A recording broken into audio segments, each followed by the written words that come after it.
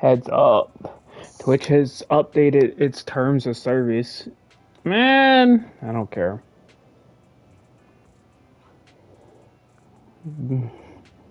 People really thought I would care.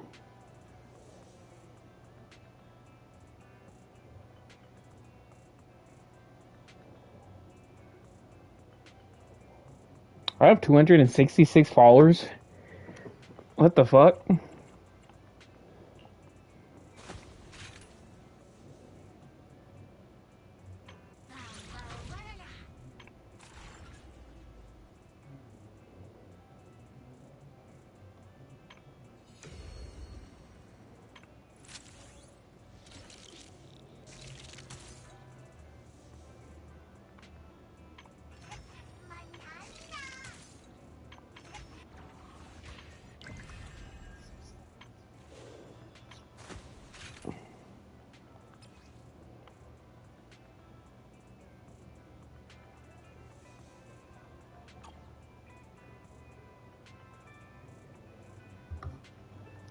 Oh man. Whew.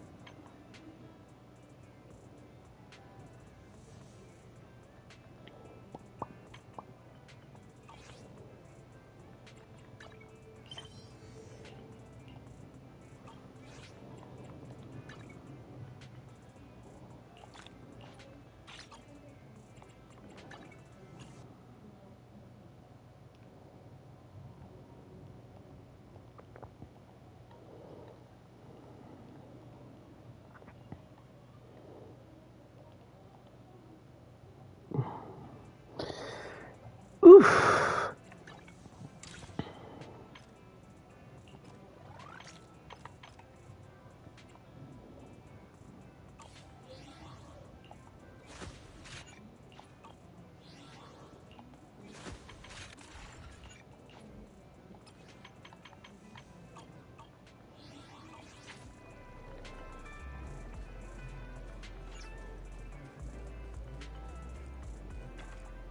Have a cup of coffee to jumpstart your day. Whenever you feel lost, you can always come back here for a cup of coffee.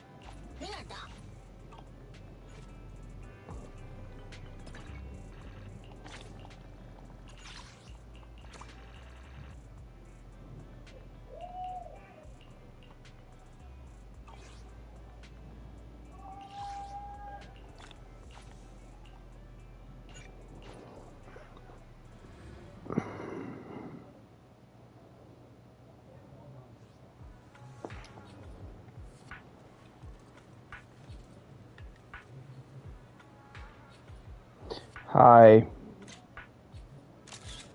Hi, Elena. How's it going? My stomach hurts. I ate too much. Jesus Christ. Oh, man. Ate way too much.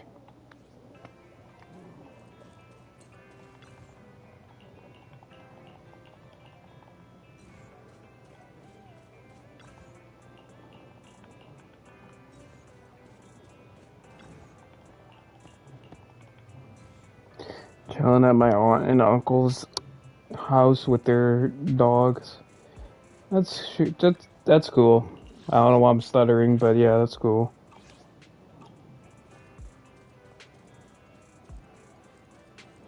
Going to Disney tomorrow, so I'm staying with them until Saturday. Want to start this beautiful day with a win?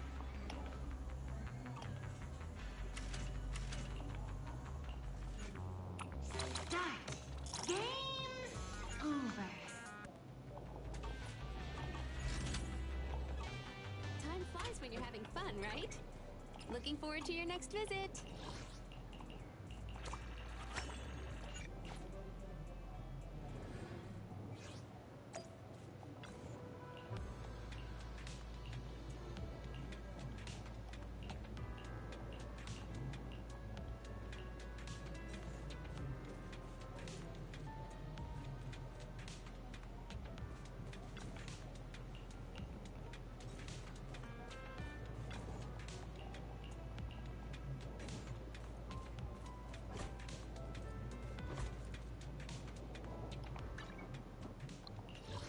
But that's cool.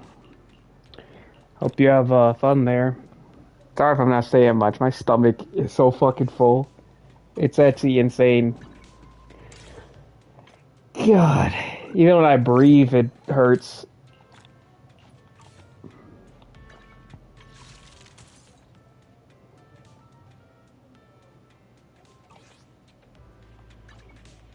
Want a glass of nitro? Ooh, numbers. I've got your back.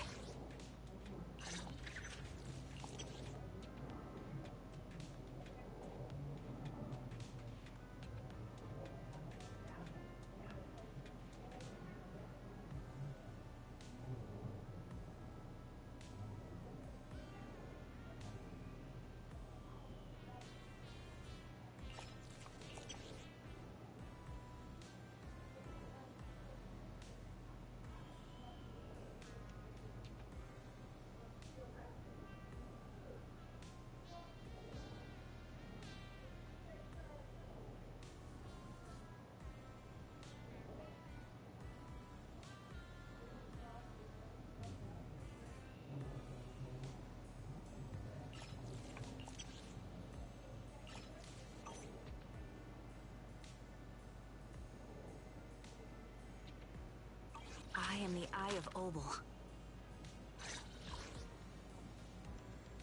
I've got your back.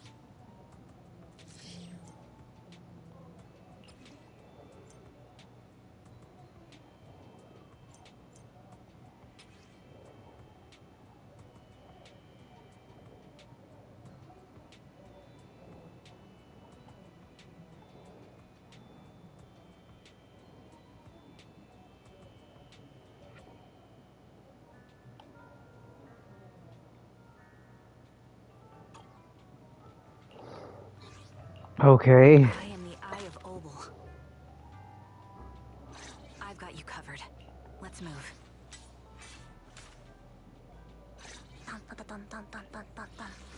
got your my loyalty. No problem. Let's go have some fun. Oh, my stomach!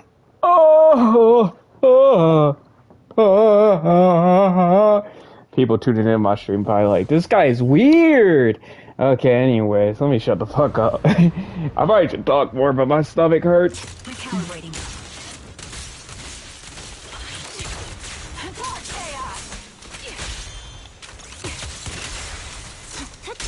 Fire support ready.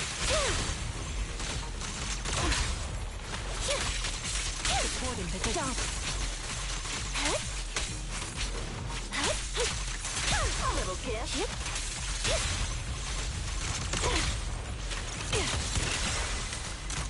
I haven't played this game in so long. I'm out here tweaking. Target locked.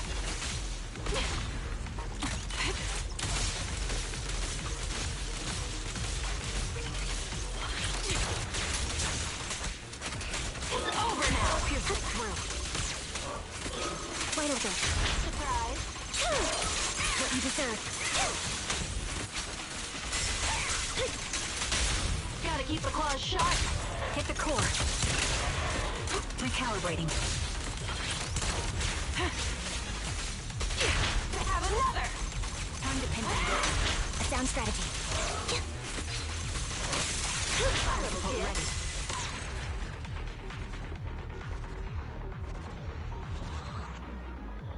Wee, wee, wee, wee.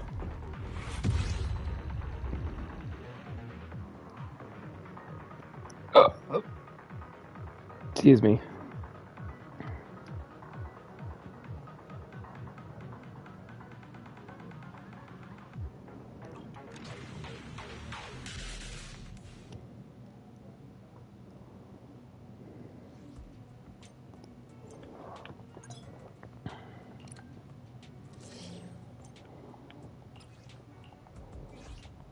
I am the eye of sniper trigger. Standing by. Dun, dun, dun, dun, dun, dun, dun, dun. My loyalty lies with the winner.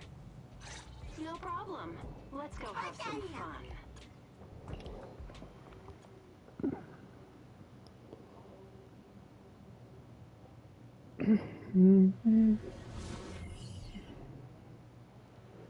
Do do do do do do.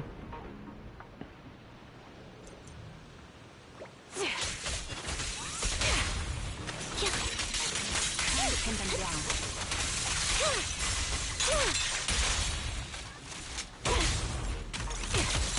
Ether vision activate. Have another.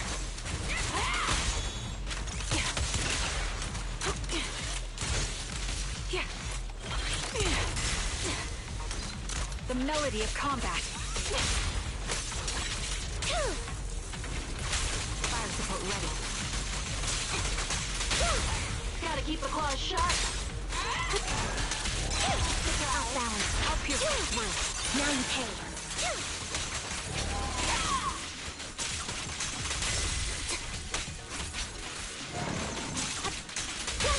Let's play a little. Hit the core. Recalibrating.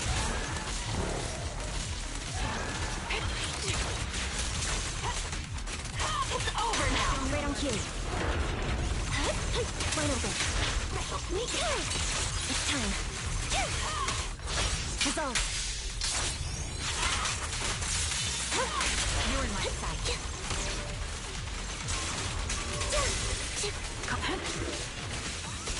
Sniper's Creed. One shot, one kill. A perfect conduit. Time to pin them down. This prey is mine. Perfect shot. Make it fun for me. Show no mercy. A little gift. Gotta keep the claws sharp. Wanna recharge? Time to pin them down. Surprise. Now you pay. I'll pierce. I don't even know what the fuck's happening. I don't even know what the fuck's happening. Oh man. Man. I don't really have much to say.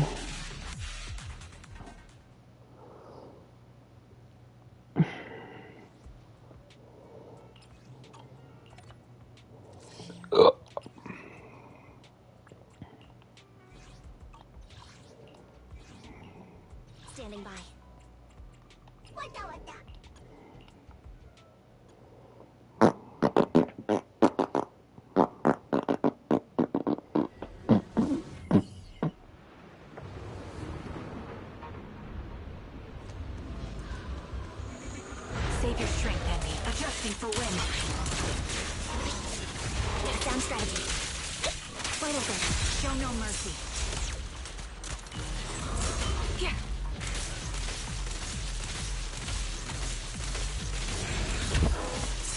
That was easy.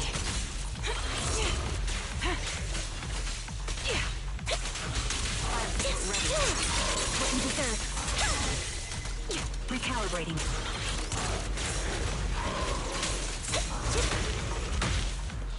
Okay, bro. Can't catch me. I'm on it.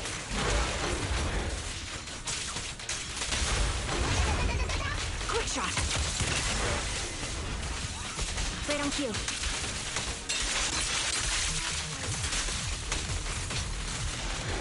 Keep focused. Wide open. You're in my spot.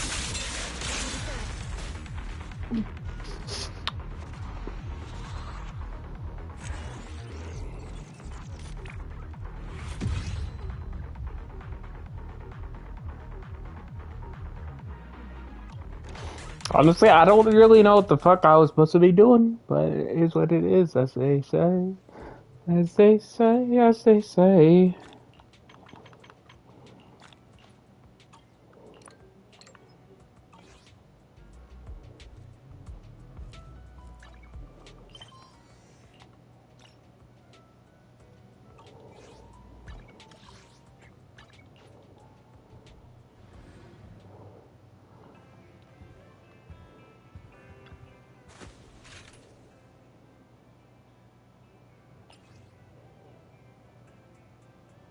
Whispers from beyond the river dwell in her eyes. Sure. Fuck it. Why not? This is a story that took place in the past. A story of a rookie proxy named Faithin who meets a young lady at a crossroads of fate. Well, we've been on 6th Street for a while now. How many internat commissions have we taken these past few days? We're still newbies, so you know how it is. It's okay, we're starting our proxy business and video store from scratch. Side by side. It'll take time. These days I've been focused on managing the store, so thank you for taking care of the internet business, Belle. Having this cozy little home with you is already much better than the life we had just after leaving the academy. As long as we slowly build our reputation, we'll eventually have a chance to uncover clues about the fall of the old capital. Jesus, I can't read. Capital? Whatever. Belle, we'll take it slow. Yeah, but I still want to take on some commissions. Belle, your enthusiasm is really something, but your troubles will soon be resolved. I saw how hard you've been searching for commissions, so these past few days, I found an intelligence broker on the internet who can help introduce commissions to us. As long as we can establish a long-term long-term partnership with this professional intelligence broker, we shouldn't have to worry about getting commissions in the future. As your older brother, I also want to be able to help you. Hi, Hannah. God. Hearing me do a shit job at reading. I cannot read for the life of me. Good job.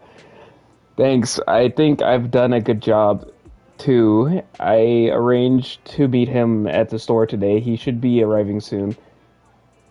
At that moment, a sudden knocking comes from the door. He's here just in time, Belle. Let's go talk to him. Who knows? Maybe a cool surprise will be waiting for us on our first commission with him. I hope you're doing good today. I'm doing alright. My stomach hurts. I ate too much stuff. But I hope you're doing alright. I know you said you're lurking, but yeah. Oh man. As the front door is open, a man in a suit walks in. Although he wears a friendly and reliable smile, there is still something slightly off about him. Belle, allow me to introduce our future partner, the intelligence broker I found on internet. Nice to meet you both. You can call me Shepard. I'm glad you two chose to work with me. By the way, are you just starting out in this line of work? Nice to meet you. We haven't been in the business for too long. I understand. It's normal for rookie proxies like you to have a hard time finding commissions, but please don't worry. As an intelligence broker, I is this precisely for people like you. Let me check my notes. Your name is Fafen, right? What kind of commissions do you usually specialize in? We have superior technology. What an energetic response. These days, many young praxies lack the energy you have. That being said, combat-related commissions might be a bit tricky, right? You two don't seem like fighters, and hiring combat personnel can be expensive for new proxies. To be honest, I'm not sure I feel comfortable assigning you anything dangerous. We'll find our own way to resolve that. I believe you'll see it in the actual commission. The actual commission, huh? Well then, I happen to have a recently issued commission that could serve as the perfect starting point for our partnership. I believe this commission is the perfect difficulty to assess your abilities. If you're interested, let me explain the details. Shall we move to a more convenient place to talk? I don't know why I gave him that voice. It's not suitable to talk about this at the counter, so you move to a small room with Shepard to discuss things in detail. Our first assignment together is a missing person commission. There's no need for combat or venturing into any hollows, so it's completely safe. Honestly, I can't think of a better way to test your skills. Not to be rude to the client, but guiding people through the hollows is what a proxy does. A commission that doesn't even require stepping in one seems kind of pointless for us to handle, right? Don't get me wrong, I'm definitely not trying to pass this off on you. Your ability to navigate the hollow is unquestionable. That's what makes a proxy a proxy. But this role involves more than just that, and this commission is a perfect opportunity to demonstrate those other skills. To be honest, the client barely gave us anything to work with, just pieces of info. That's why this is a perfect chance to show off your skills in gathering intel, spotting details, and negotiating. All the makings of a top-tier proxy. You've made your point. Guess we can't refuse now. Let's see the job. Shepard nods in satisfaction and pulls out 3 items from his pocket: a harmonica, a sheet of music, and an old photo. Oh, okay. A somewhat aged photograph, though the image remains fairly clear. A blonde young woman with her eyes covered leans against the wall. For some reason, her silhouette seems so fragile, as if she might shatter into pieces at any moment, filled with such profound sadness. The client has only provided us with these 3 clues. All we know is that the woman in the photo is your target. Just a photo. So even the client doesn't know her name, identity, or whereabouts? And what's the deal with the harmonica and the sheet music? The client doesn't seem to have any more info, though it's possible they just don't want to share. But the client did mention if you get stuck, you should try playing the sheet music with the harmonica. Well then, I'll leave this commission in your capable hands. Keep me in the loop if you make any breakthroughs. Just ping me on Knock Knock. A single photo and a melody. Feels like chasing shadows. Belle, where do you think we should start? Let's go to Port Elpis and look for clues. Maybe we should start with Port Elpis. A woman with her eyes covered isn't exactly someone you see every day. Remember when we went to visit the sea? I'm pretty sure we spotted someone like that back then. Remember? I was in a bad mood that day, so you took me to the port to clear my head. We bought some fries, but you were so busy staring at that girl with her eyes covered, a seagull snatched them right out of your hand. Why do you sound mad? Now that I think about it, that woman did look a lot like the one in the photo. I was just a bit distracted. I didn't mean to stare. Next time I'll make sure to watch my fries more carefully. Well, thanks to you, we've got a lead now. Let's head to the port and see what we can find. Well, I guess we're going to the port.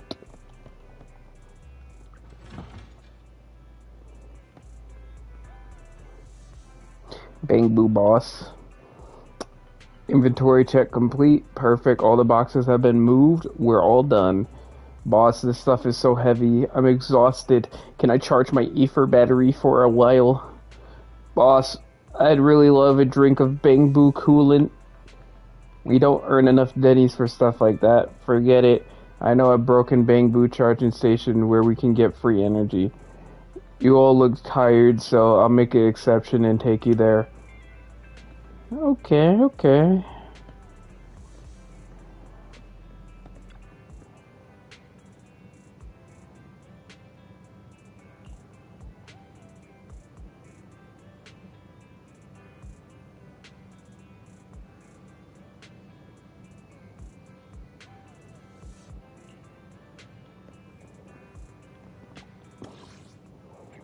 That shit's been there. That shit's been there for so long. Dang, it's actually crazy. Belle, we arrived. Time to find our missing person. However, it was a week ago when we saw that lady, and we can't be sure if she is the person we're looking for. Even if she is, it's uncertain whether she's still around here. We better get started. Right. Since we don't have any other leads right now, let's try a look here. I'll attempt to hack into the cameras to check if she's been around recently. As for you, Belle, take the photo and ask the locals and passerby around here. Alright. If I talk to him again. Belle, I'll need more time to analyze the camera data. Could you handle gathering information from the residents and pedestrians? Damn, yo.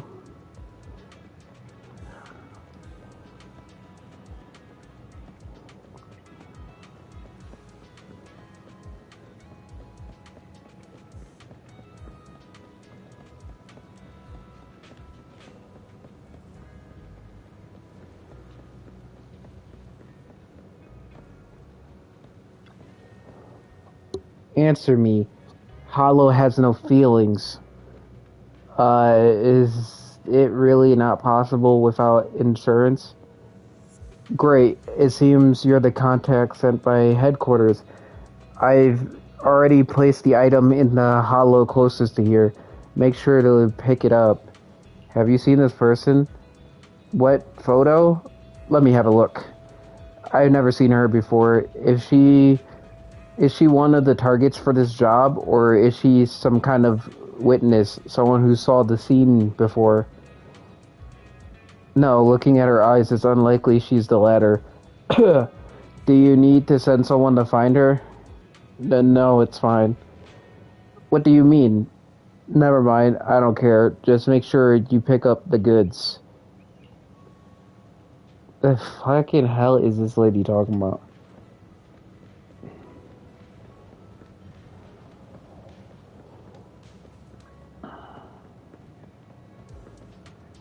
Stern woman. It's time to go home. Hello, have you seen this person? Me? I don't usually come around this area, so I might not be much help, but I'll take a look. I don't think I've seen her. If you're looking for someone, it might be better to ask the PubSec officer in this area, though the local officers don't seem to be doing much. They haven't even dealt with the abandoned ether batteries floating in the sea.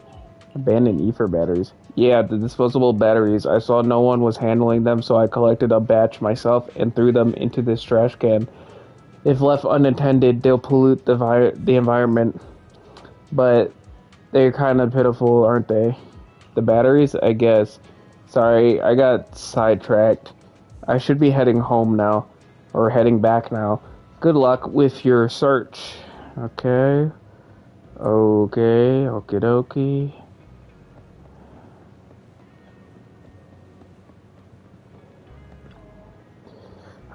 No results today. I told them the bait wouldn't work, but they didn't believe me.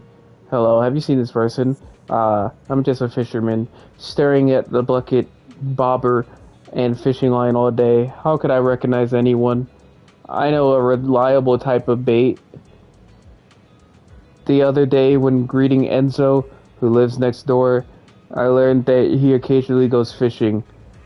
I recommended the bait that Enzo usually uses to the man. You don't look like someone who's been fishing. Are you sure about this? Whatever. I'll give it a try next time. Let me see the photo of the person you're looking for. I think I remember this girl. This girl, I'm dead as fuck. There's always a typo. I'm here fishing every day, and she was here some time ago, walking along this wooden walkway. Do you know where she lives? How would I know? Most of the time, my mind is focused on fishing. It was just that day. I mean, that day I got tired of fishing, so I got up to take a walk and happened to see her. I've only seen her that one time. If you need, I could keep an eye out, but I really don't know any more about this girl. Alright, thanks. I asked a few people, but none of the clues seemed particularly useful. I should head back and discuss our progress with Wise. What if I wanted to talk to the rest of them? Just kind of stupid. Whatever. No luck on my end. Belle, did you find anything? Let's try the harmonica. It was wishful thinking to assume that a quick stroll through the port would solve this. But since we're here, might as well give the harmonica a try. Whether it works or not, you owe me some fries before we head back. I'll do whatever you say, but Belle, would you mind giving the harmonica a try instead? I'm curious to how it sounds. Wow, you sure know how to set me up. I'm telling you now, though, I can't promise what it'll sound like.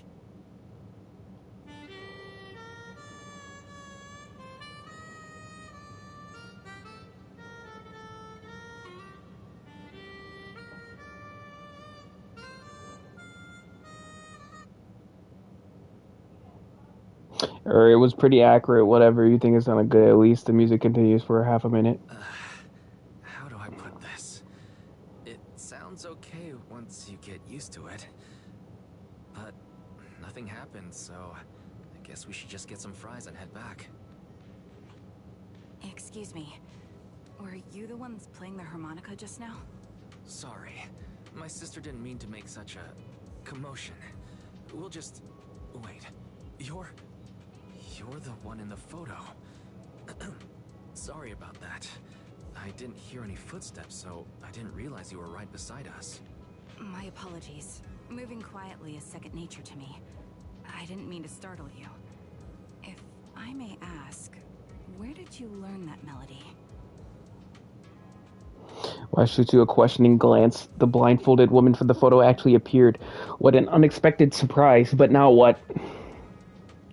Well, the two of us are proxies, and this song was given to us by a client. We never thought it would actually help us find you. Our client is the one looking for you.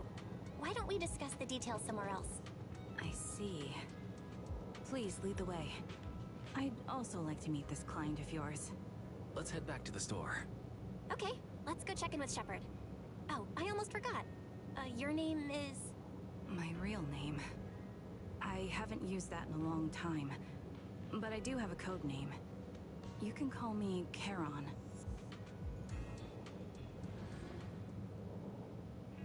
You return to the video store with the woman who calls herself Charon. Along the way, you introduce yourselves and share a bit about your fledgling proxy business. Miss Charon, I just reached out to the information broker who posted the commission. He should be here shortly, and you'll be able to meet the client soon. Please take a seat on the couch. I'll get you something to drink. Thank you, but please, don't mind me. By the way, the second row from the top on your TV wall, third unit from the left, it has a connection issue. You might want to check it out when you have time. Oh, let me see. You're right. How did you know? No wonder there's been some lag lately. I rely on my hearing. I lost most of my vision in an accident. I can just about make out the outlines of my surroundings. To move around like an average citizen, I've trained my other senses to be extremely sharp. I heard a faint buzzing sound. By moving around the room and noticing the change in sound, I was able to pinpoint the location of the faulty TV. Sorry. I hope my question didn't seem rude. No need to apologize. Vision isn't the only way to perceive the world. As proxies, you two should know that better than most. Anything that can be seen with your eyes can never be considered a secret. The subtle silence fills a room. It's clear you each have secrets you don't want to share with others, and there's an unspoken understanding between you. As the silence is on the brink of blah blah blah.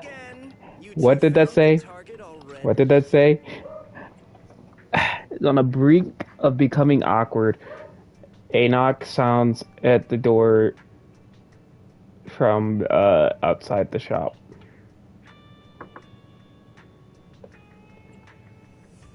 Alright. Wow, Phaethon, you guys are incredible. If you're always this fast, you could take on anything. I'm glad you're impressed. But why do I get the feeling you aren't very happy? You look a little uneasy. Where to start? It's great that you were able to find the woman in the photo, but there's a new problem. I can't get in touch with the client anymore. There's been no reply from his Knock Knock account since yesterday. I brushed it off at first, but there's still no reply today. Just when I thought he might have skipped town, his account suddenly sent me a location, the edge of a hollow. Who sends something like that in normal circumstances? Sending a location from the edge of a hollow? That's anything but normal. And the client hasn't responded at all? Either way, I'll keep trying to reach the client. I hope he's alright. Let's stay in touch for now. We won't be wrapping up this commission for a while. Sorry, but I overheard your conversation. Could you share that location with me? If I investigate the hollow, I might pick up some clues. You're Miss Charon? No offense, but the hollow isn't somewhere just anyone can waltz into. Without a carrot or combat personnel, it's a death trap. You should wait. I'm a soldier. I served with the Eridu Defense Force under the Chrysoberyl Division. Even after retiring, I've made countless trips into the hollow. You can trust in my combat skills. The heart rates of you and the two proxies here seem to have just spiked. Don't worry. My military days are far behind me. I have no current ties with them. As for getting into the hollow, proxies, can I request your assistance? I don't know anyone else who could guide me. I'll pay the commission fee as best I can. If you don't want to be involved, that's fine. I'll think of something.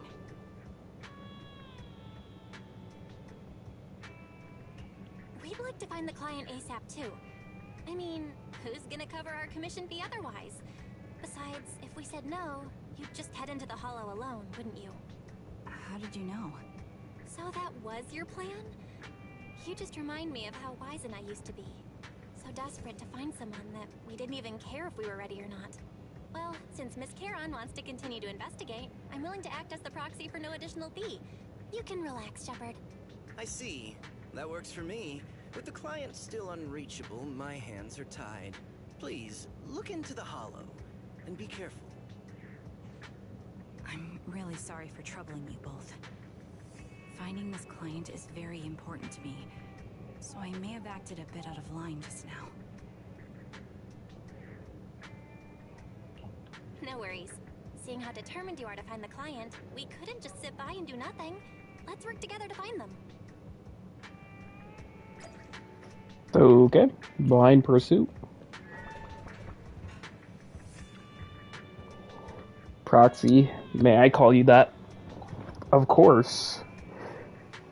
Thank you, Proxy, for accepting my request. This is probably your first time taking on a commission in the hollow that might involve combat. I'll do my best to protect you. Actually, I don't need to enter the hollow in person. Huh? You mean you can attach your consciousness to a bamboo? Such impressive technology. I've never heard of anyone doing something like this before. But even if you're bamboo, I will protect you. You responded to my request, so this is my duty. Belle, the vibe Charon gives off is bringing up memories of our own past. I feel the same way. Haha, maybe this is fate? Let's help her fulfill her wish to find that person. We can't just, yeah, we can't just leave her be. Okay. Oh, man. Okay. I'm just saying shit. Let's fire it up. Looking for number 0. Mod stand. Looking for asset mod number 0. Captain of Silver Squad. It's been a while. Ready and waiting.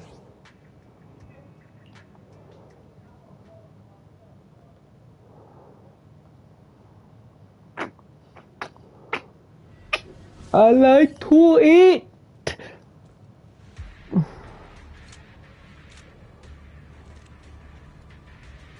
Miss Caron, I need some time to calculate the hollow route.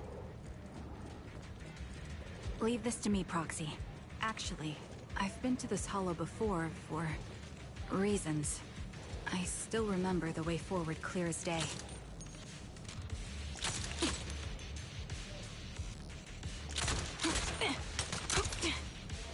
Okay, bro. Why don't you wait just a little longer?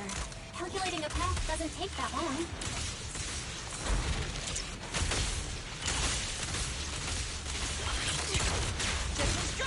It'd be more efficient to retrace a path I've already walked. Please come with me, Proxy.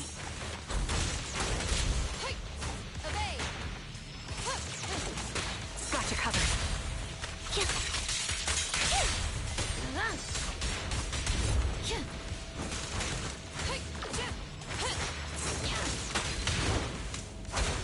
I'll pierce right through. I'll take point. The path ahead. It should be right around here. I wasn't here too long ago.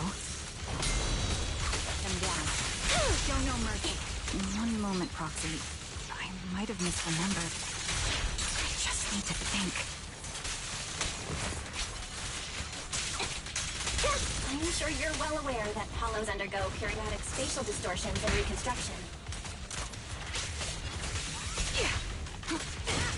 Support in position. The target's weird. That's why each time we enter, we need the most up-to-date carrot. Sights. You're not lost because you can't remember. Sorry for being so presumptuous, Proxy. I got ahead of myself and made things difficult for you.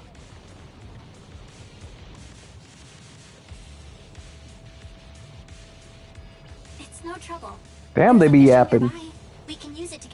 God, they be yapping slow as fuck.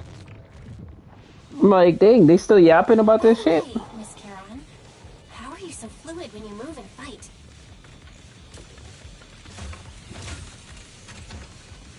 Why does it take so long for them? Your sharper hearing and heightened senses?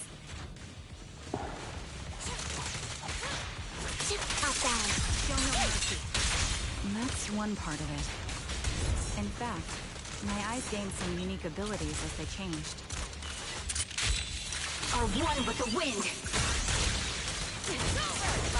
I can't see most things clearly, but I'm able to detect the etheric fluctuations of nearby humans, ethereals, and other objects. Wait, something's up ahead. There's someone on the ground. Ugh, it smells like blood.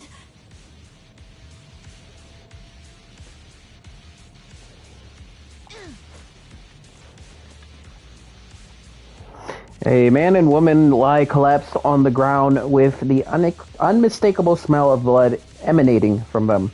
Following the sources of the scent, you see the bullet holes on their bodies. No signs of breathing. Their heartbeats and pulses are completely gone. These two are dead. Cause of death appears to be severe blood loss from long-range gunshot wounds. Time of death probably within the last 1 to 2 hours, just before we entered the hollow, which means this isn't just a case of losing contact with our client. Someone's been killing people in this hollow.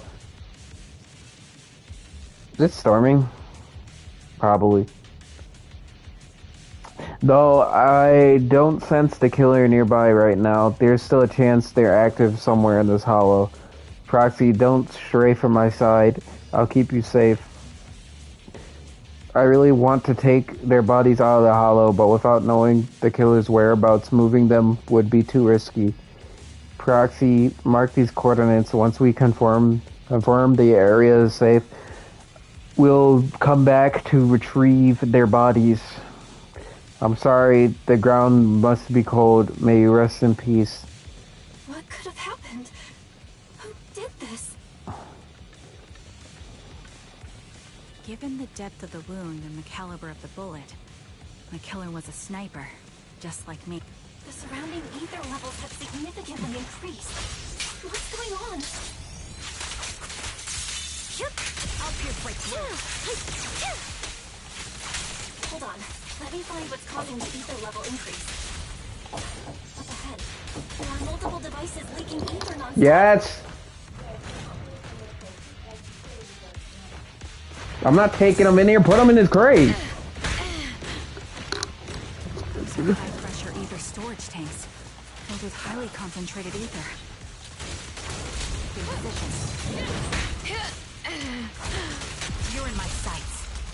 Recalibrate. As soon as the valve is opened, the ether will flow out at a fixed rate. Child support ready. Such high ether concentrations will make the nearby ethereals more active and cause more to show up. It's time. Heron, it'll be dangerous if we keep moving forward.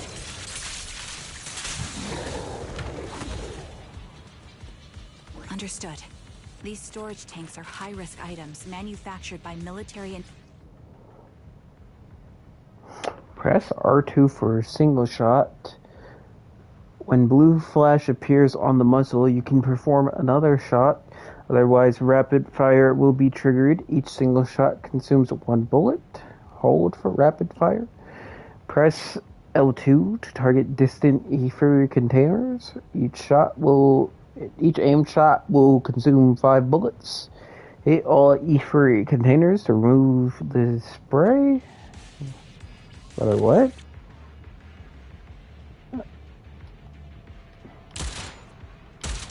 Is that not what I'm supposed to be shooting at?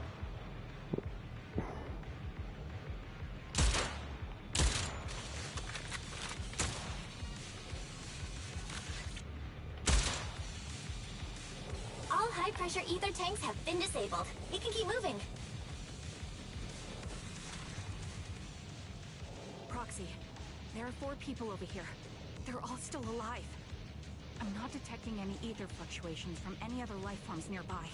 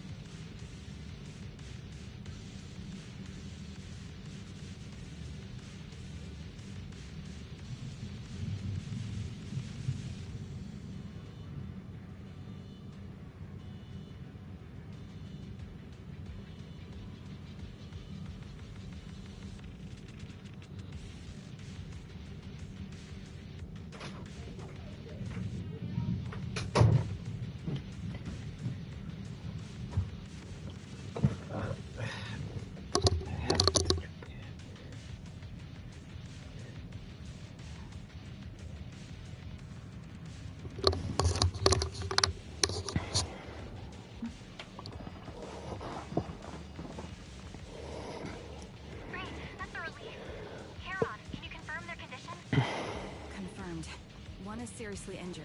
A bullet pierced their lung. The other 3, No internal injuries, just a few minor wounds. They're all unconscious. The one with severe wounds. His etheric fluctuations are nearly completely gone. He's beyond saving. Who are you? Help me. It hurts. So cold. I don't want to die. There must be something we can do. I'll contact the hospital, and we can get him out of the hollow. His internal organs are ruptured. He'll bleed out long before we can get him out. No rescue team can beat the clock when life fades this fast. Am I dying? I just want to go home.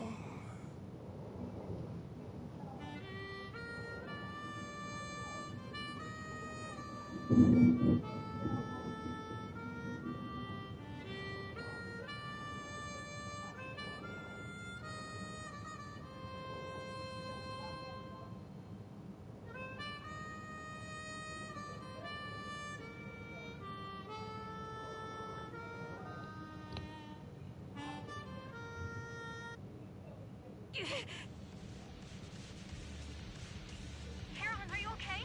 Did you get hurt during the fight just now? I'm fine, don't worry about me. As I mentioned before, these eyes of mine have their uses, but they bring just as much inconvenience. The rejection reaction you saw just now was one of them. Staring into death. It's not something I handle well. My head. Where am I? Who are you people? I remember now. There was a madman. A lunatic who tied me up and dragged me into the hollow. You're not. I'm not the Ooh, the lunatic power is you're gonna come talking out. Probably. about. Can you stand? There are 2 more unconscious survivors here. If you can, help us carry one of them. Let's get out of here together. Leave. We can leave this place. What about that lunatic who shot at me from the shadows? The culprit should be gone by now. Carolyn, let's get the survivors out. Follow me.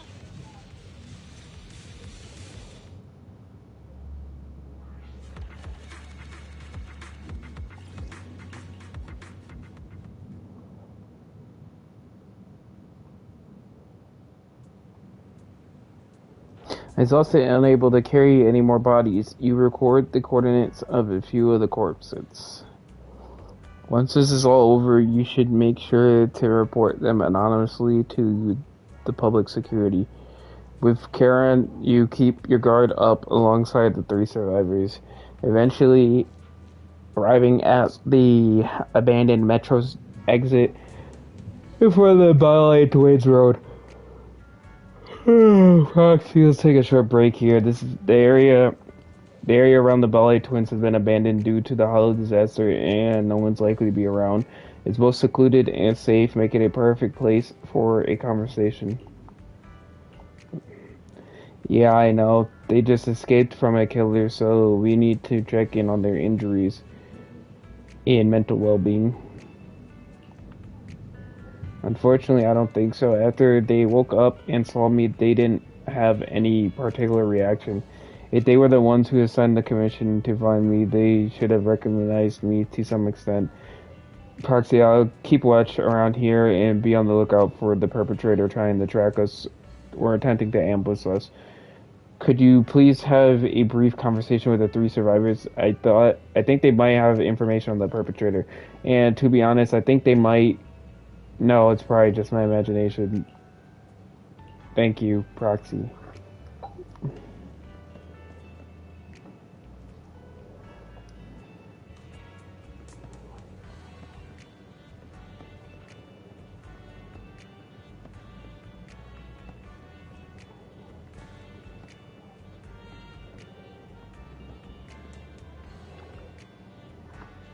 Thank goodness, I can't believe it. I'm still alive and out of the hollow. What's your name? Oh, me, I'm Jesse. I'm so grateful that you were there to save me. When that maniac was chasing me and sniping at me, I really thought I was done for. I have some questions I want to ask you. Questions? Go ahead and ask. Although I really don't want to remember what just happened. You did save my life. How were you kidnapped? I was tricked. I received an anonymous message telling me there was a big job I could do, asking me to meet in the alley of 6th Street. I had just arrived at the agreed spot and was waiting, but someone hit me behind and knocked me out. When I woke up, I was already in that hollow, and my hands and feet were tied. I got a few more questions. What did you experience in the hollow? Although I was tied up in the hollow, luckily I always carry a folded knife on me. I tried to shake the knife out of my pocket and cut the ropes, hoping to escape, especially since the area was filled with ethereals. But suddenly someone shot at me from the shadows. I was so scared that I quickly dropped to the ground and dodged the bullets, but they immediately fired several more shots. I had no choice but to run for my life. The maniac shooting at me, I felt like they never intended to kill me right away. Instead, they seemed to be having fun watching me panic. Every shot scratched me, but none of them were fatal. I just kept dodging the ethereals and the sniper running for my life. In the end, I finally managed to hide in a place with fewer ethereals, but that maniac shot a tranquilizer into my thigh. I quickly passed out again. After that, I woke up for a second time to you all around me. Brother, what?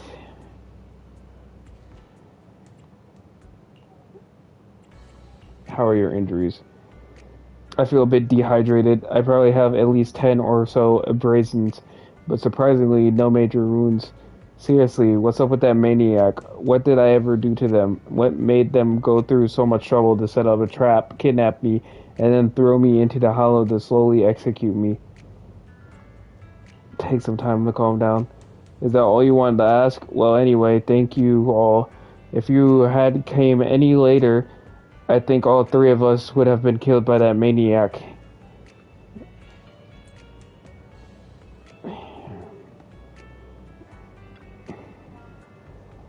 Take a deep breath. If your emotions get too intense, the wound might reopen. I still feel like I'm going to throw up. The fear that someone's still trying to shoot me, it just won't go away. Are you guys okay? I'm okay. Did you save us? I'm just about holding up. I'm more or less recovered from the shock. I remember you. You were looking for someone around Port Elpis, weren't you? Yes, I think I've seen you before. How embarrassing. I never thought we'd meet again like this. What are your names? My name is Zoe. Aaron, just call me Aaron. Feeling nauseous again? I managed to hold it in. Did you want to ask us something? I have some questions for you. No problem. We'll answer what we can. How did you get kidnapped? We was sightseeing and on the way back home, driving along a deserted road when I seemed to hit something, so we got out of the car to check. Just a few seconds later, after we got out of the car, someone hit me from behind and knocked me out. I still have a bump on the back of my head. I can feel it. Or no, you can feel it. Let me take a look. There really is a bump on the back of your head. As for me, I was sitting at home with my friend when someone pried open the lock and tampered with our food or water or something. What? I don't know what they did exactly, but surely after we ate, we both passed out. Were we the only three rescued from the hollow? Did you see another woman? Yes, the three of you. That's crazy. What happened to you in the hollow? Do I really have to talk about it? If possible, I'd rather not relive it.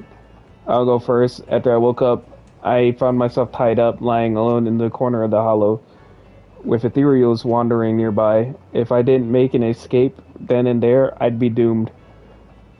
So I found something sharp and cut through the rope. After freeing myself, I was about to run when a bullet grazed the top of my head from above. That's when I realized someone had been watching me all along. Same, that happened to me. When I woke up, my limbs were tied, and the ethereals were already closing in. Fortunately, the ropes weren't tied too tightly.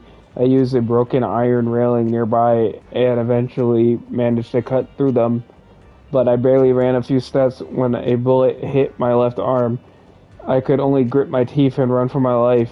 If she keeps talking, she'll throw up again. That maniac shooting from the shadows, they seem to take pleasure in watching our frantic attempts to escape. They could have just killed us right then and there, but they deliberately aimed each shot slightly off target, giving us enough strength to keep going. Under the threat of the ethereals chasing me and the sniper's fire, I don't know how long I ran. Eventually, I managed to reach an area where the ethereals were less active, but that maniac shot me with a tranquilizer and I passed out again. Same here. Now that I think about it, we must have both passed out in the same area. What the fuck is this fucked up shit? How are your injuries? Aside from the blunt force injury to the back of my head, I also have some minor abrasions and a slight dislocation in my shoulder. On top of that, I'm a bit dehydrated, so I have a headache now. Mine are worse. My left arm was hit solidly, taking off a small piece of flesh, and the same with my calf. Why am I going through all this? I'm really fed up. Take some time to calm down. Alright. Anyway, thank you and your companion. If it weren't for your arrival, I don't think the perpetrator would have let us leave so easily. Why are we being targeted? I can't take this anymore. Yeah.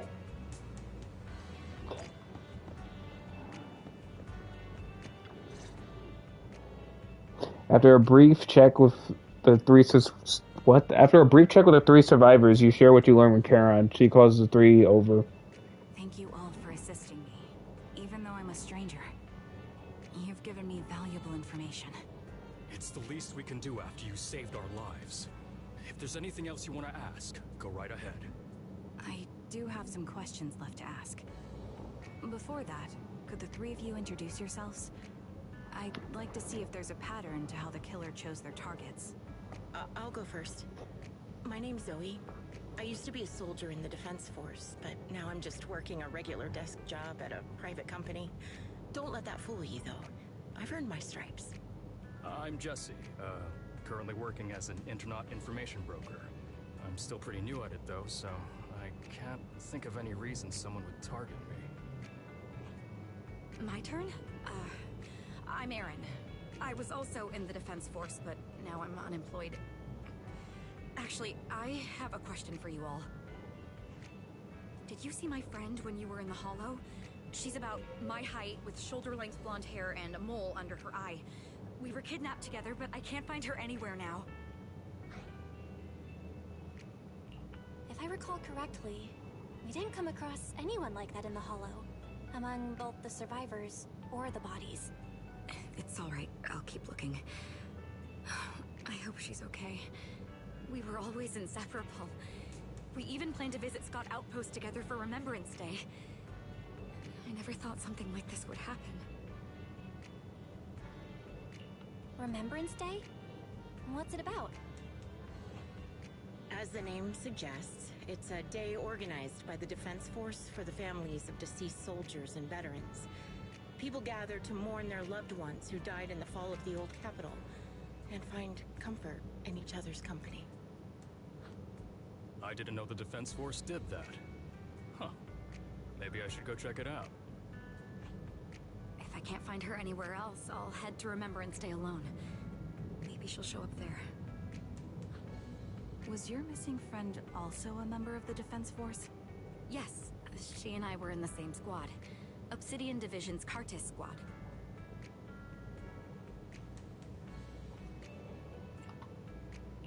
This sounds like a series of murders targeting the Defense Force. But Jesse wasn't with the Defense Force. No, you're probably not far off. Jesse claims to have been up front, but he neglected to mention he was once part of the Defense Force. Right, Jesse? Well, that's...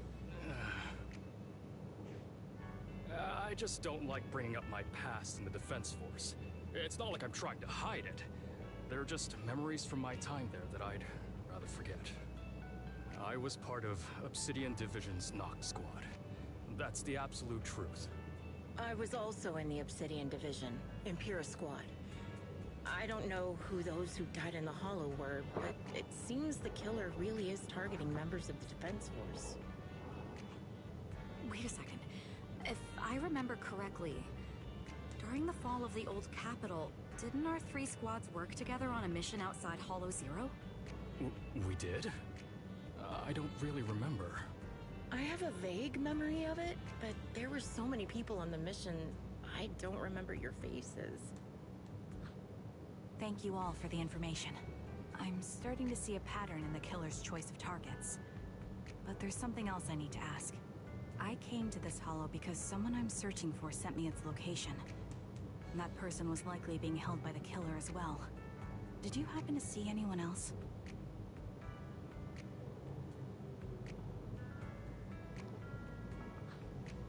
You're not giving us much to go on. At least tell us what kind of person you're looking for. Male or female, what they look like. Can't offer much help without that. Sorry, I don't have much else to share. Even so, if any of you remember anything else that may be useful, please let me know. This is very important to me. You don't even know who they are, yet you're so determined to find them. Is it really going to be an issue if you can't find this person? Maybe. I've been searching for someone for a long time. They might be the key to achieving my goal. I see. Whatever happens, I hope you find them. If there's anything I can do to help, just let me know. Thank you. But please, prioritize your own safety. If the killer is targeting former Defense Force members, there's a good chance they'll come after you again. Stay vigilant. Of course. Once I've checked out Remembrance Day, I'm locking myself in my room and throwing away the key. Return to random play with Charon. Even after questioning those 3 survivors, the clues we have so far are still insufficient. Our goal is to find the missing client. Right now, we only know that he was likely kidnapped by the perpetrator.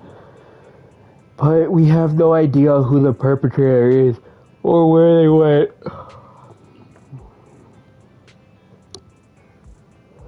I think the other proxy is right. The information the 3 survivors provided is limited. With our current information, it's hard to deduce where we should go to find the client. Our clues have run dry. But we still got something out of it. At least we know some characteristics of the perpetrator. A sadistic sniper with a grudge against the Defense Force. They are meticulous in planning, avoid open confrontations, and are obsessed with committing crimes in the Hollow.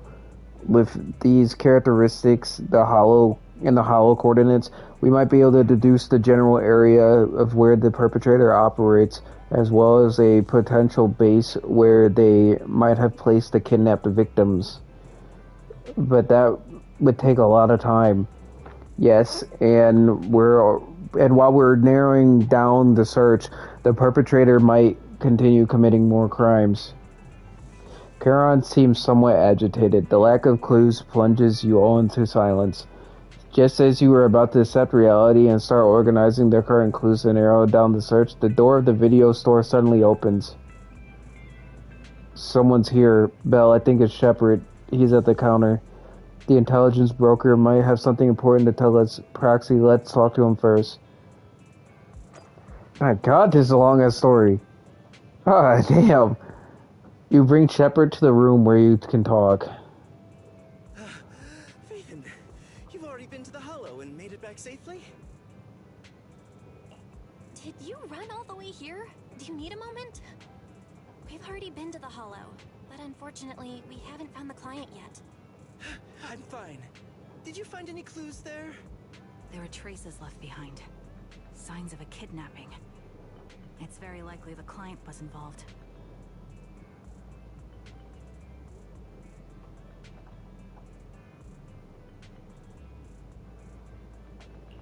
Yeah, it seems the client was kidnapped, brought to the Hollow, and later moved again. We are still looking for clues. But why did you rush over to the store? Did you find anything? Well, just take a look for yourself. Shepard shows you his phone. About 10 minutes ago, the missing client sent him another location on Knock Knock. There were no other messages. I checked a map of New Eridu. This spot, it's another Hollow entrance. We've been chasing dead ends with absolutely no clues. And now one just appears out of nowhere? Something smells fishy here. You're sure it's just disappearance for now and nothing more serious has happened, right? If that's the case, the situation is still manageable. No matter how shaky the clue is, let's keep investigating. Just be careful. Any casualties and this will become something beyond our control. At that point, stop the commission and contact me. I'll bring in some professional hollow experts to deal with the situation. Shepard hurries out again. You turn to Kieran, who seems unsettled. Has she held back the full truth from Shepard to avoid having the search handed off to someone else? Thank you for not revealing what really happened to that information broker. Don't mention it. But I have to ask, why are you doing this? Calling for help might have been the safest way to handle the situation. The killer is a sniper who has no qualms about taking lives. Judging by the victim's injuries, it's clear they know how to deal a fatal blow and how to inflict pain without causing death. Most Hollow Raiders lack experience dealing with snipers. If they encounter the killer, it's likely to end in a difficult fight, or worse, casualties. And besides, asking for help from others would only delay the search. The client is at risk right now, so I think we should follow the clues and enter the Hollow as soon as possible to ensure their safety.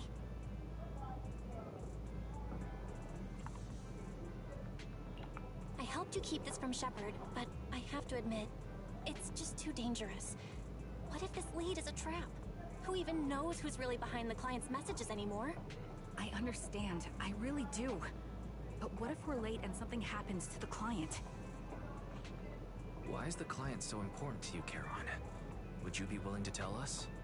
Are you so set on finding them because they're connected to the person you've been looking for? The client's true identity might be the very person I've been looking for. And if not, they most certainly have some vital information. Since leaving the military, I've spent years searching for my missing teammates. They were more than just comrades who trusted me with their lives. To me, someone raised as an orphan, they were family. I've scoured countless hollows and every corner of New Eridu to find them, but I've never found a single lead. Until I met you and heard that melody on the harmonica. It's called Homecoming. My squad leader composed it. Only our squad knew it. And yet that client of yours not only knows the song, but also gave you the sheet music. Please, Proxy. This client is the only lead I have left. I'm certain my teammates are still alive. If this trail goes cold, I don't know when I'll get another chance to reunite with them. If they're still alive, could there really be no trace of them after all these years? Why his gaze towards you seems to convey such a question, but then thinking about how you're also searching for your teacher, it doesn't seem all that hard to understand. I get how anxious you must feel. Let's face this together. But this time, we really need to be extra careful. Thank you, Proxy. I feel much better knowing I have your support. You can trust me. I'll protect you if the killer is really waiting for us in the Hollow. We'll make it out in one piece. Okay. Proxy, if your senses are shared with controlling Bing-Boo, does that mean the pain is shared as well? Then I will let that perpetrator lay a single scratch on this Bing-Boo. If a fight breaks out, stay right behind me. Okay, I don't know how the fuck I selected her.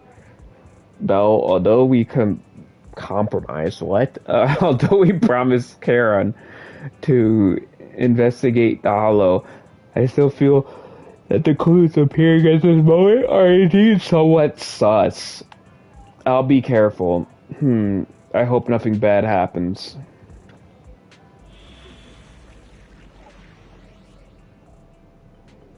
Long ass story. Long ass story. Long ass story. Long ass story. I am the Eye of Obel. Number 0. And Milo standing by. Captain of Silver Squad. It's been a while. Want a glass of nitro fuel? Is the awaiting further instructions. Ready for combat.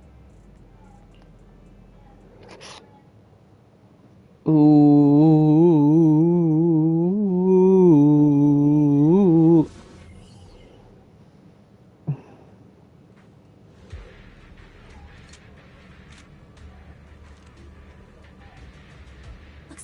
anything here.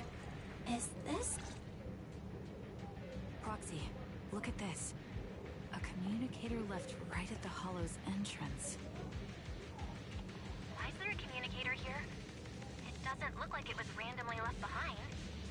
There's hardly any dust on its surface, which means it was only placed here recently.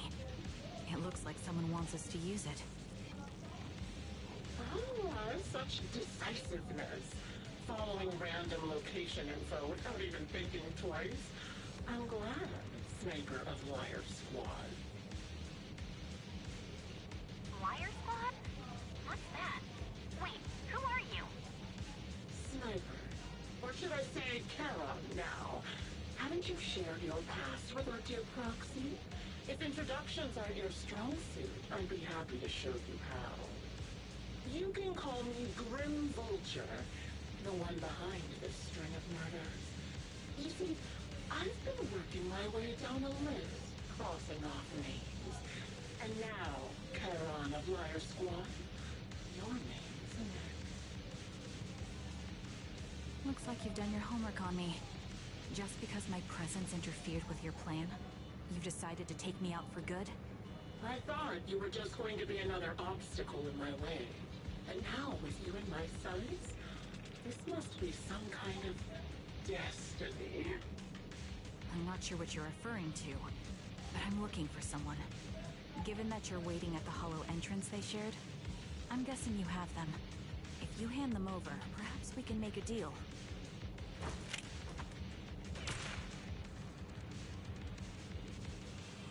I don't know why I'm not reading this. Yeah, that's too late. So your version of making a deal is stalling for time to locate me and lining up your shot? Can't say I'm surprised. After all, that's exactly what I plan to do too. You seem to have rather unique eyes, but you'll never get the chance to head me. After all, no one's better at counter-sniping than me. Seems talking won't resolve this, but I'm not averse to using force. Now that's the spirit! If you're looking for someone, why not search the Hollow for clues? Providing you can survive both my attacks and those of the accused, of course. Oh, and I prepared a little gift for all your trouble. I hope you still have that determined look on your face after seeing it.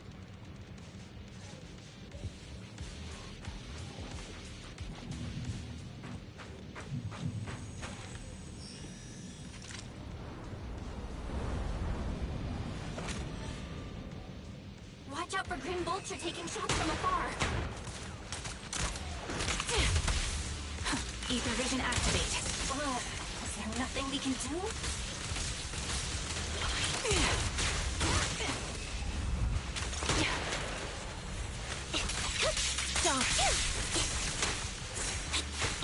I swear I pressed dodge.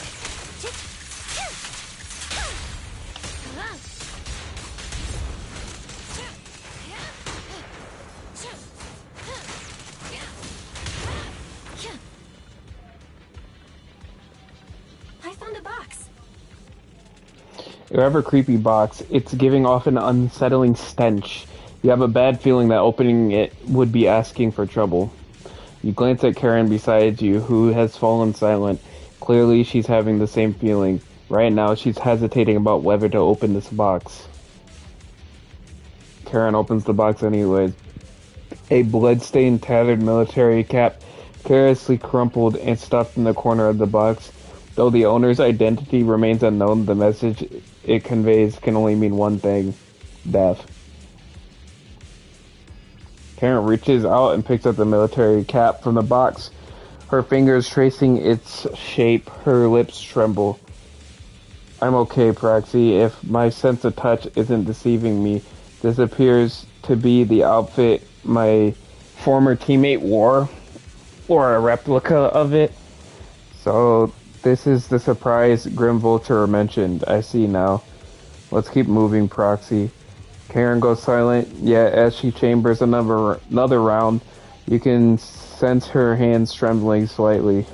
while her grip grows even stronger. Okay. You'll remember what's inside the box, right? Your loyalty meets half. The one stick always war. Calibrating strike.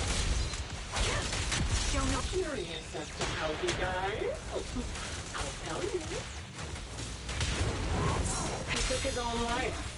No, it wasn't much different from being off by ethereal.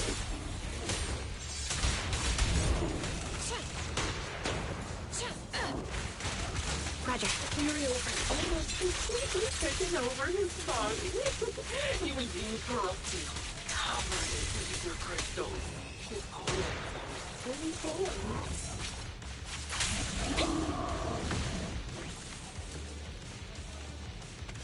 Another high-pressure ether tank. And a lot of ethereals have already been drawn to it.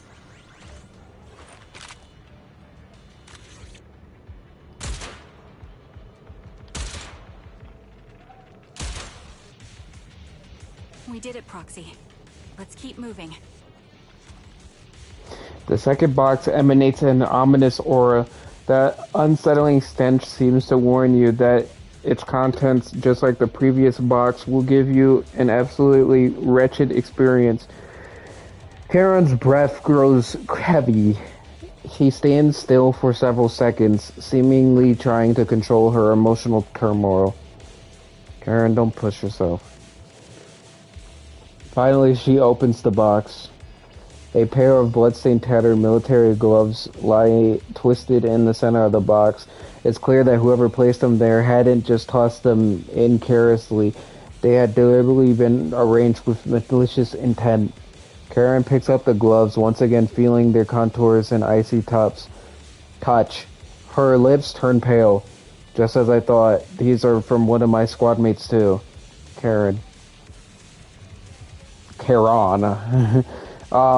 Let's keep moving. Proxy. Following this route should lead us to Grim Vulture's hideout. I'm fine.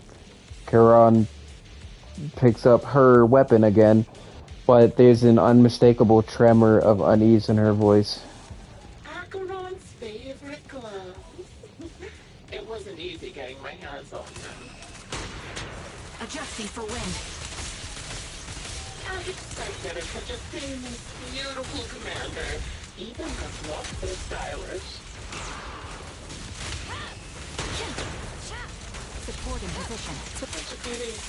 In the end, all for him, don't you think that's a shame, little sniper? You're cornered.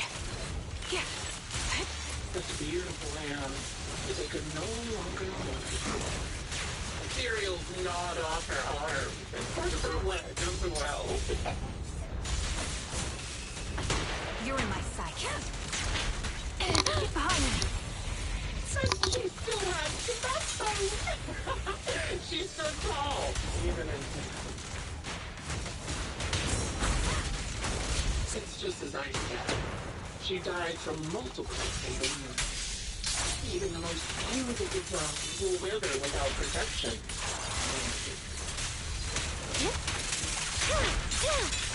Now you pay.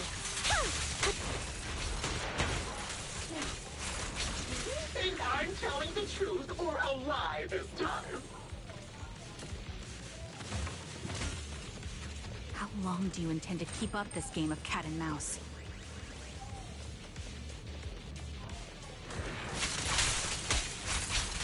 I'll be coming to your hideout soon. Wipe that smile off your face and wait. Wait and see what I'm going to do.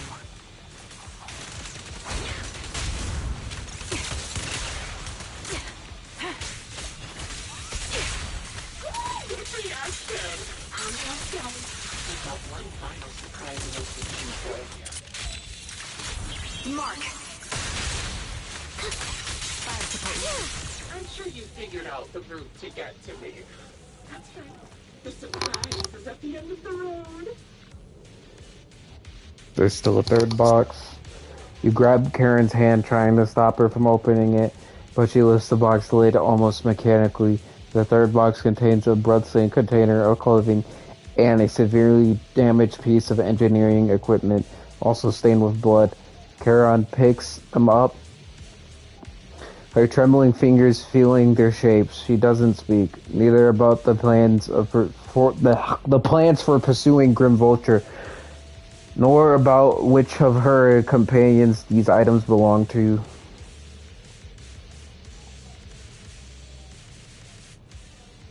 Congratulations!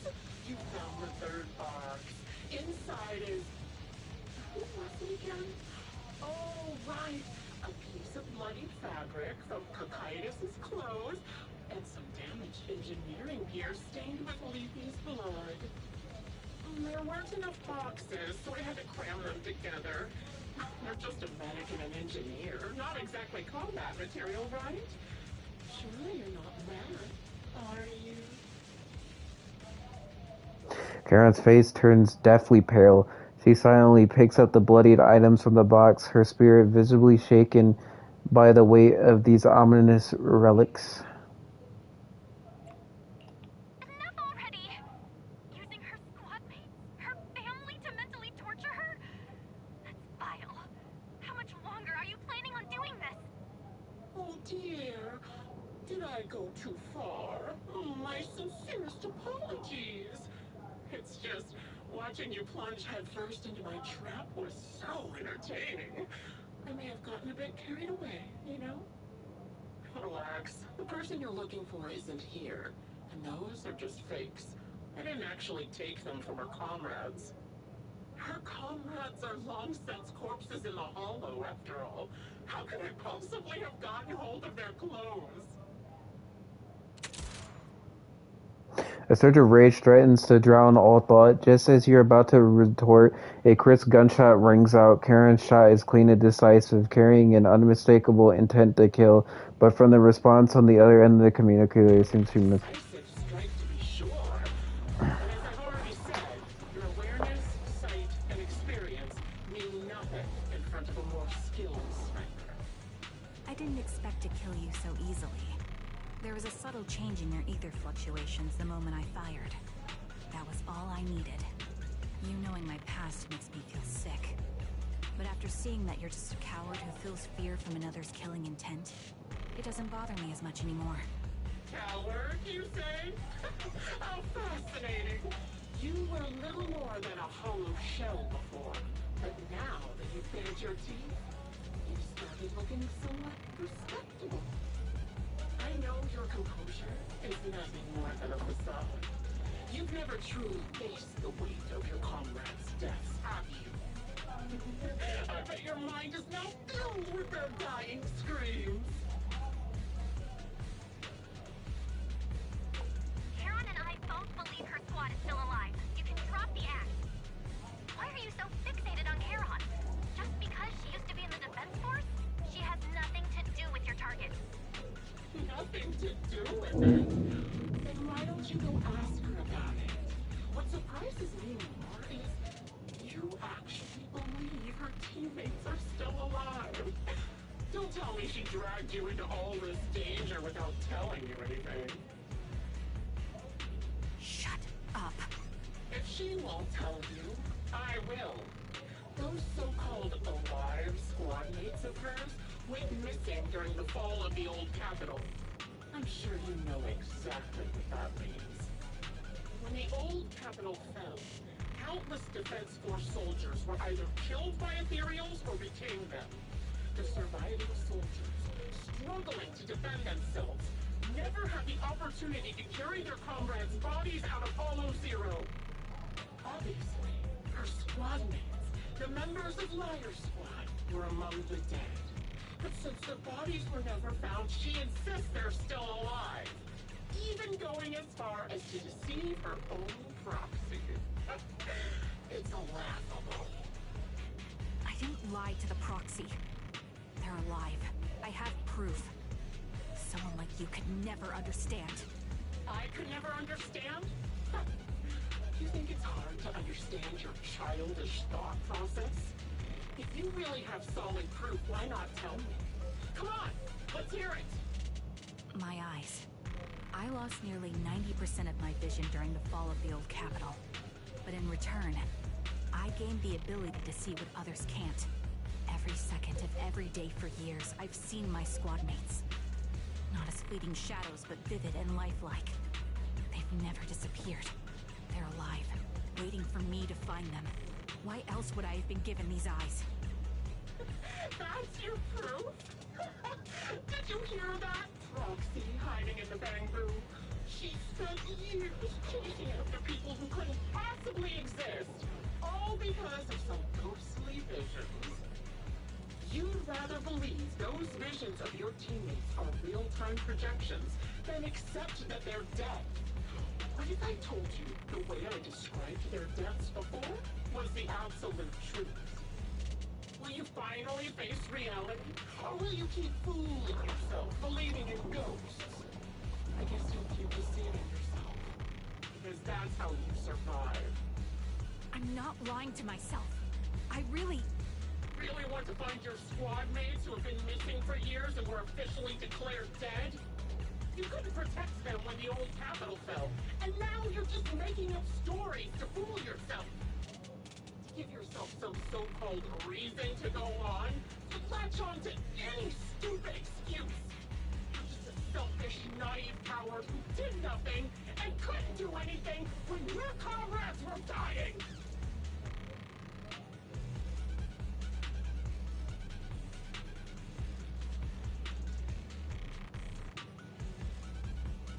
Giving up already?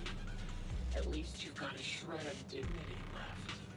Nothing disgusts me more than a useless hypocrite. Enough of this.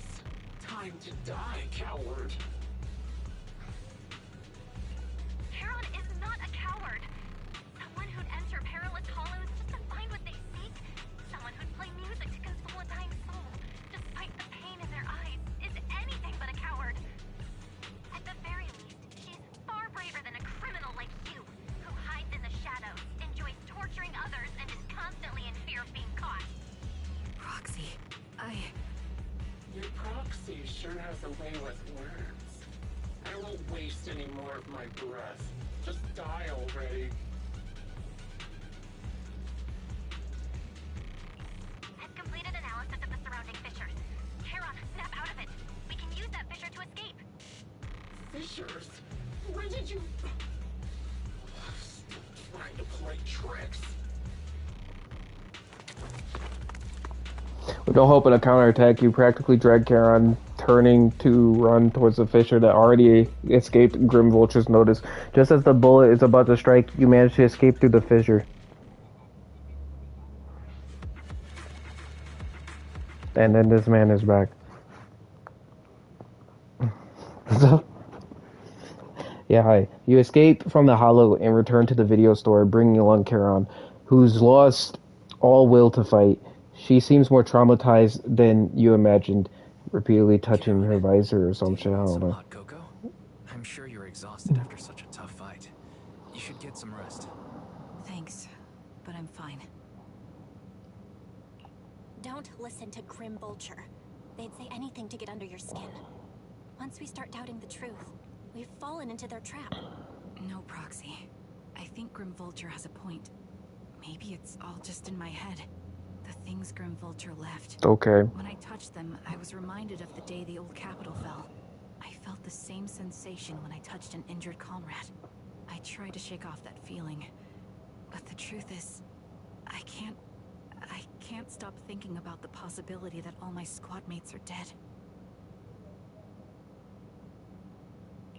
Would you be willing to share more? What really happened to you and Liar Squad on the day the old capital fell? That day, in the first hour Hollow Zero started expanding. Defense Force HQ thought it was just a normal hollow disaster, and thought they could suppress it with the standard amount of troops. Liar Squad was among the first troops sent there. Before we left, our superiors promised reinforcements would be on the way to support us in combat. So we didn't need to worry too much about facing the Ethereals. But soon after we began the mission, we realized things weren't going to go like we thought. The Ethereals came at us like an Streaming that shit, actually. The hollow expanded beyond Hey. control. And more importantly,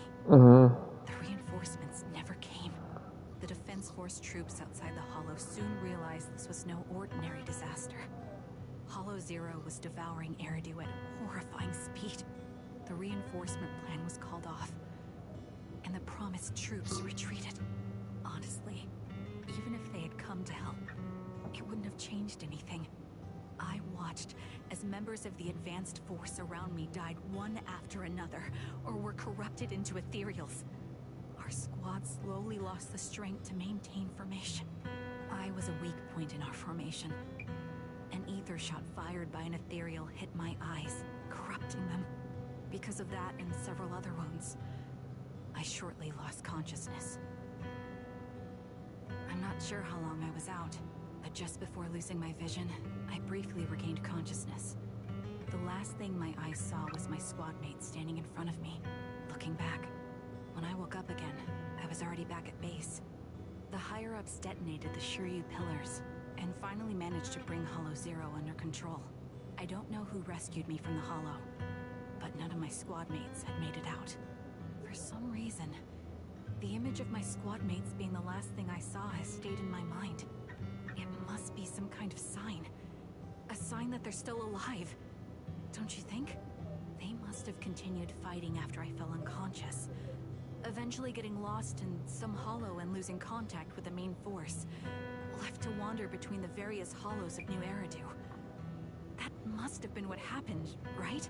The defense force, civilians, no one believes me. So I decided to find them myself. The reason behind these eyes, it's got to be to guide me to finding them still alive. Am I wrong, Proxy? Are these eyes pointless? I knew that's what you thought. Interpreting what my eyes see as proof my squad mates are still alive is just wishful thinking. But if they're really gone, why would I have been given these eyes? Which bring nothing but Charon is fire. they're truly no longer alive. Oh! Apologize to them in person. Tell them I'm sorry. Sorry for being so weak. Because this is Sorry peak. that I failed to protect them. Not in like, this shit is high octane and like perfect, but this shit is I can't see peak. their expressions. I can't even bear to look at them. If their final look at me was filled with resentment and disappointment, I wouldn't know how to handle it.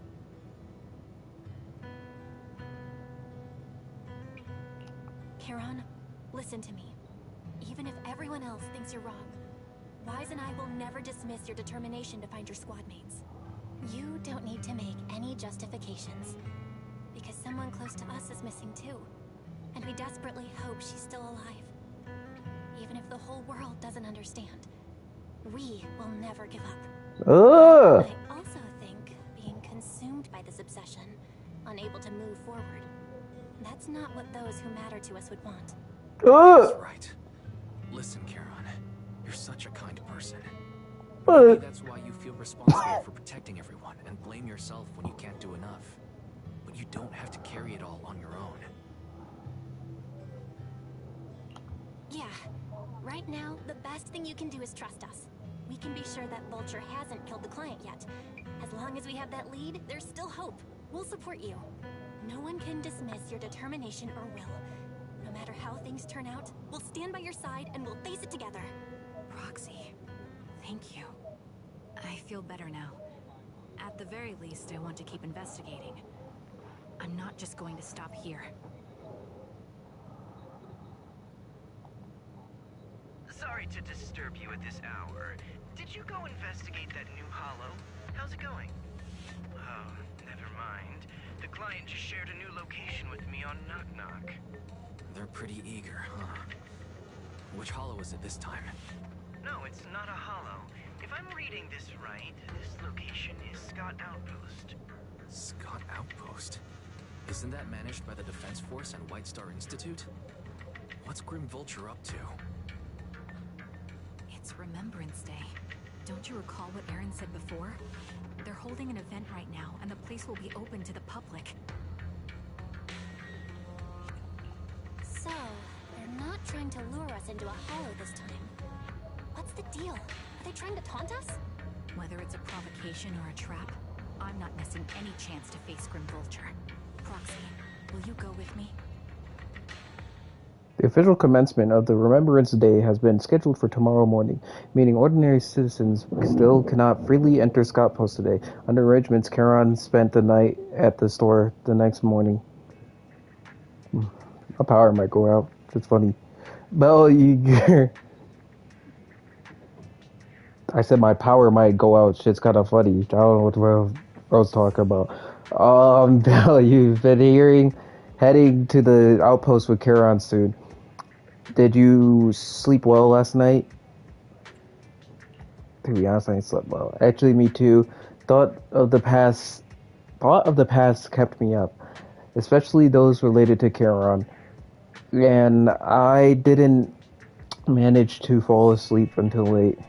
Oh, Charon is already waiting for you in the parking lot. I wonder how she's feeling now. Please take good care of her, Belle. Leave it to me.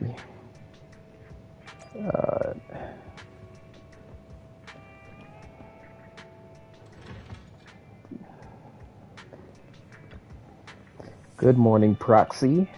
Did you sleep well last night? Yeah, it's a dark story. One of the darkest ones so far. Yes. A lot of people getting fucking killed by this murderer or serial killer. I am backstory about like I don't know, her teammates potentially being dead or maybe not being dead, or a bunch of military personnel getting corrupted into like ethereals and stuff. I don't know. And a bunch of lore shit too. Yes, I did. Sorry, Proxy, for losing my composure in front of you yesterday. I think I've gotten my mood back in order now. It seems I can't hide it from you, Proxy. I'm sorry. I think I'm still struggling to process the sadness and unease. I'm not sure where I should go from here. Take your time to unravel your confusion. Let's find a way forward together. Take your time. Yeah, you're right. Instead of continuing to suffer, it's better to reach out and grasp all the hope we can find around us.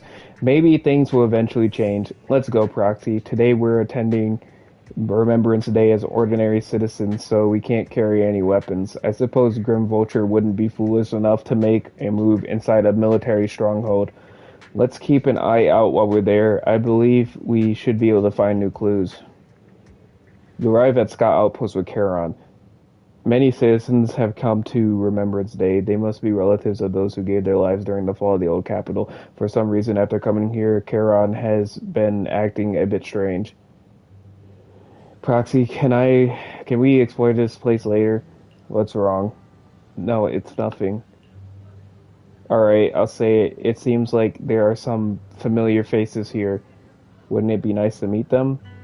I don't think I can face them. If I'm not mistaken, they should be the family members of my teammates. I don't know how I should face them. Try reaching out to them? You'll have to face them sooner or later, won't you?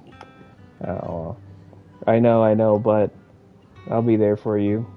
Then it's a deal. I will go and talk to them. Proxy, you don't have to say anything. Just stay by my side and give me the courage to speak. Okie dokie.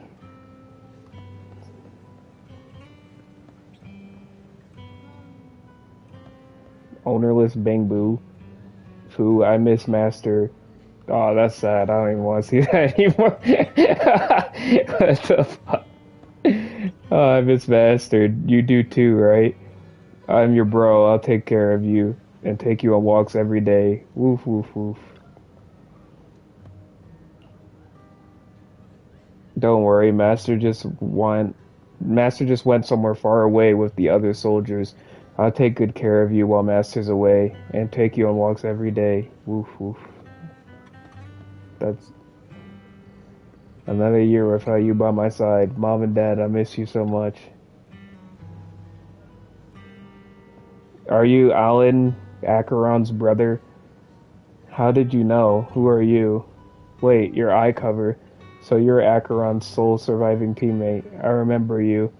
We met once after the fall of the old capital. After that, I didn't hear anything about you again. I never expected to meet you here. This plushie? It's Acheron's favorite plushie. She always kept it in the most prominent spot in her room. I brought it along here as if bringing my sister's shadow to participate in Remembrance Day. I'm sorry, Mr. Allen. You don't need to apologize. I still remember one time when my sister came home excitedly, telling me that a shy new girl had joined the squad. That girl didn't speak much, but she was beautiful in battle.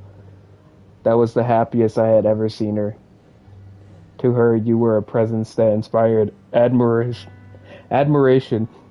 and a desire not to fall behind. A beautiful soldier who gave her the drive to keep moving forward. You don't have to apologize to me. If my sister were here, she would surely say the same thing. Please don't mind me too much. The Defense Force has made a lot of preparations for the Remembrance Day event. Please take your time here. Okay. Look, it's filled with your favorite flowers. I miss you so much. Are you doing okay over there? Damn, bro. See? Oh, it's Captain Roland. Attention all Defense Force soldiers, listen up. Never forget why Scott Outpost was established, and never forget all the sacrifices we made when the old capital fell. Hollow Zero may be under control for now, but that doesn't mean it won't expand further in the future. On this special Remembrance Day, we must remain vigilant against another disaster. Is that understood? Understood. How long until the soldier's speech begins? Just a little longer. The woman giving the speech is already preparing. Okey-doke. Sure, let's talk to these people. Mom, another year has passed. Are you okay? I'm fine. Wait a moment. That eye cover, that blonde hair. Could you be my husband, Styx' teammate? Styx? Are you Mrs. Sally, Styx' wife? Yes, my daughter and I came to attend Remembrance Day. The last time I saw you was right after the fall of the old capital. I never expected to see you again here today. Your daughter, is this your daughter Zita? Mom, who is she? Zita, this is your dad's comrade from the Defense Force. Every time he went to the battlefield, she would be there to protect him. To protect him? Comrade? If that's so, why didn't you protect my dad during the fall of the old capital? Why did you let him die and make him unable to come back to me? Zita! I'm sorry. I couldn't protect him. I'm sorry. Don't listen to what Zita is saying. She doesn't understand. We'd never blamed you. Please don't say that. Zita, you can't say such hurtful things. Apologize right now. Why should I apologize? She survived, but Dad didn't. Isn't that the truth? If it weren't for her abandoning him, Dad could have came back safely. Enough. You don't know what happened back then. Mrs. Sally, I don't think she's wrong. Please don't think that way. I'll make sure to bring her to apologize to you later. I need to explain to her what really happened. I'm really sorry. Please don't let us keep you. Go and explore the Remembrance Day event for now. Please remember, all your comrades, including my husband, would want you to see the hope they left behind.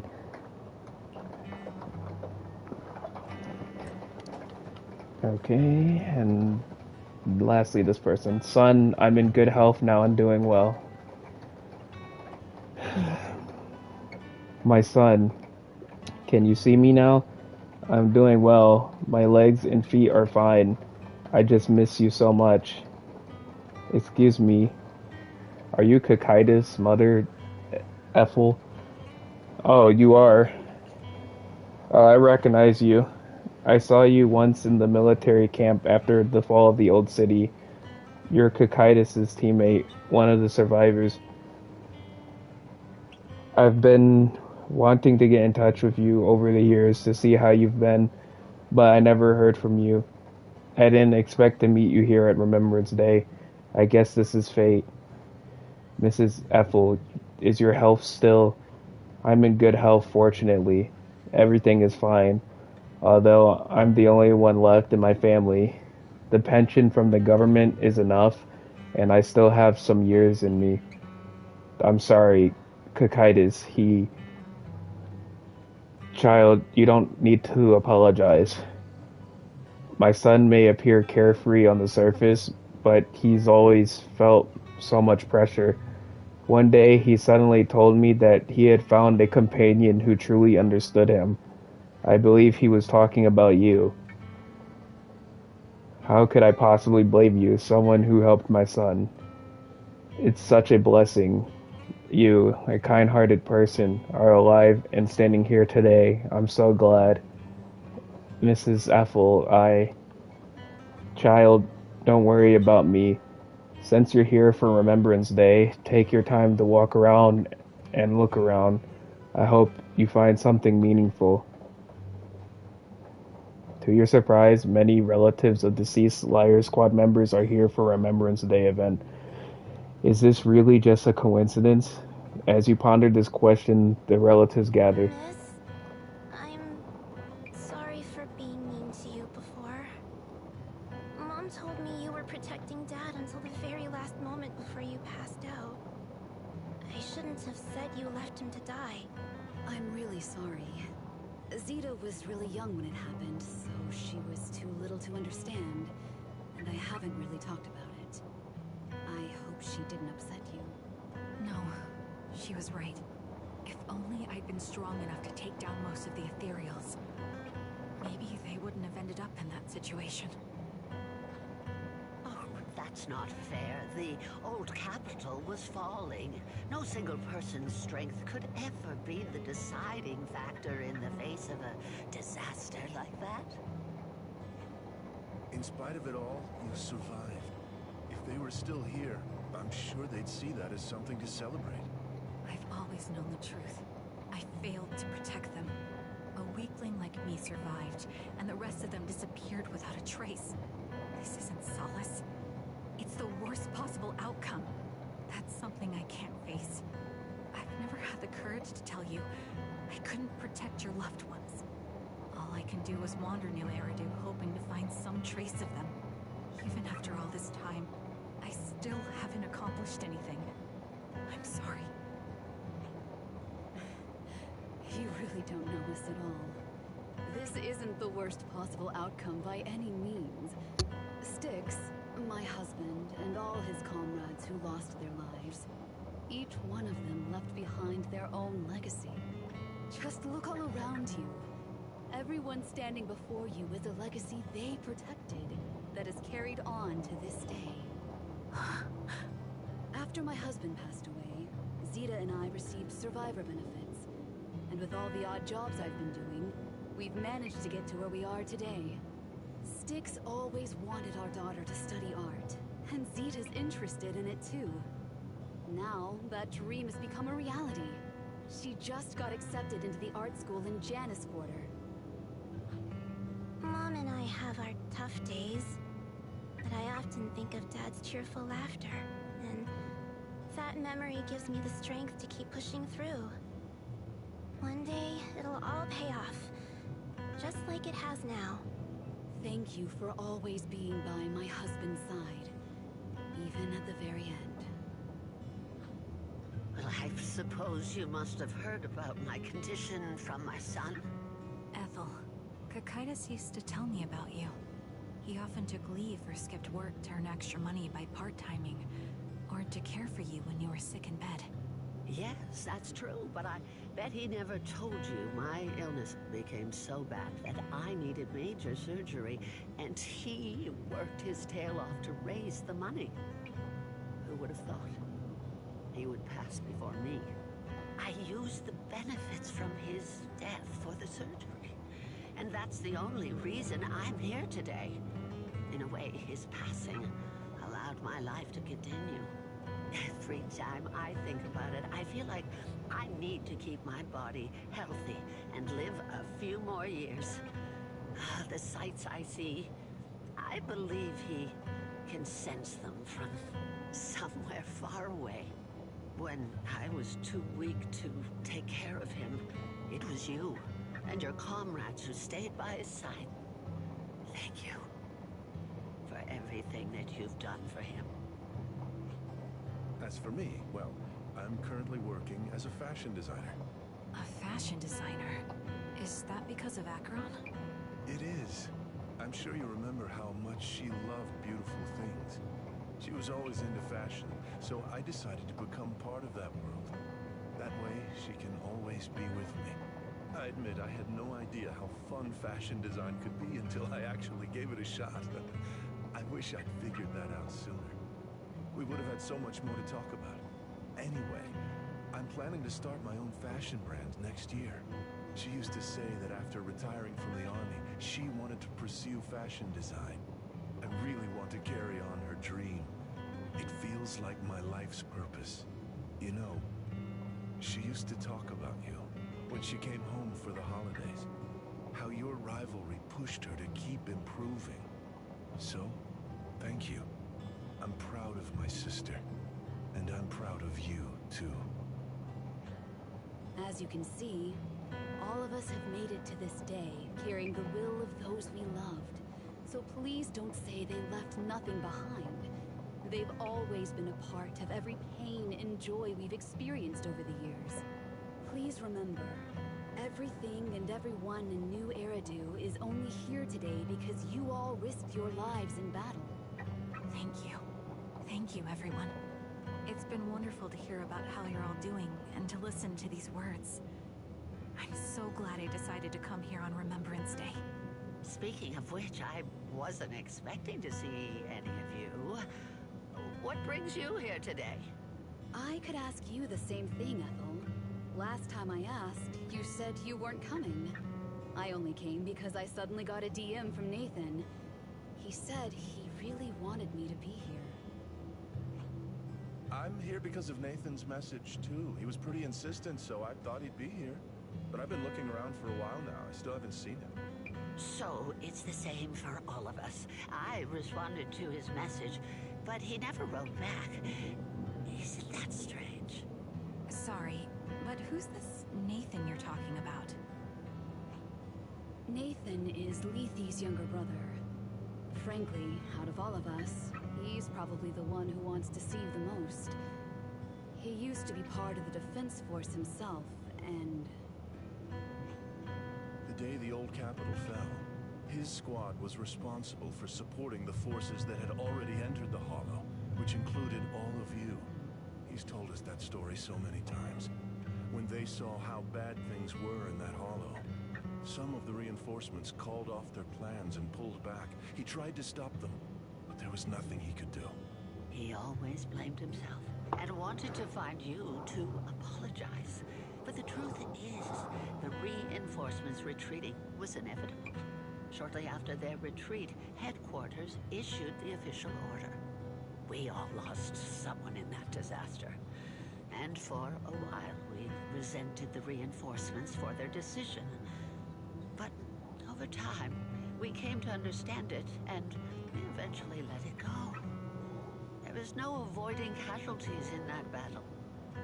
In hindsight, it wasn't wrong for headquarters to prioritize saving their strength. May I ask what the name of Nathan's squad was when he was in the defense force? The Impera squad of the Obsidian Division. Is something wrong? Nothing. It's just... I think I might have stumbled upon the answer I was looking for. After 4 family members paid their respects and left, they continued touring on Remembrance Day. Charon stood there in a daze, seemingly having understood something. At that moment, a sound came from the open space in front of the outpost. It seemed someone had stepped onto the podium, and the citizens all gathered in the podium, preparing to listen to the person's speech. According to the schedule for Remembrance Day, it should be time for a representative of retired Defense Force veterans to give a speech. It looks like the speech is about to begin. I feel a bit concerned, Proxy. Could we go over and listen to the speech for a moment? Okay.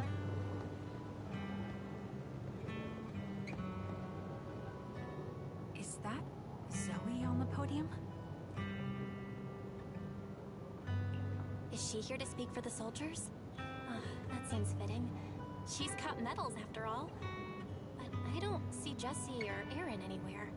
Didn't they come? Everyone please, quiet down.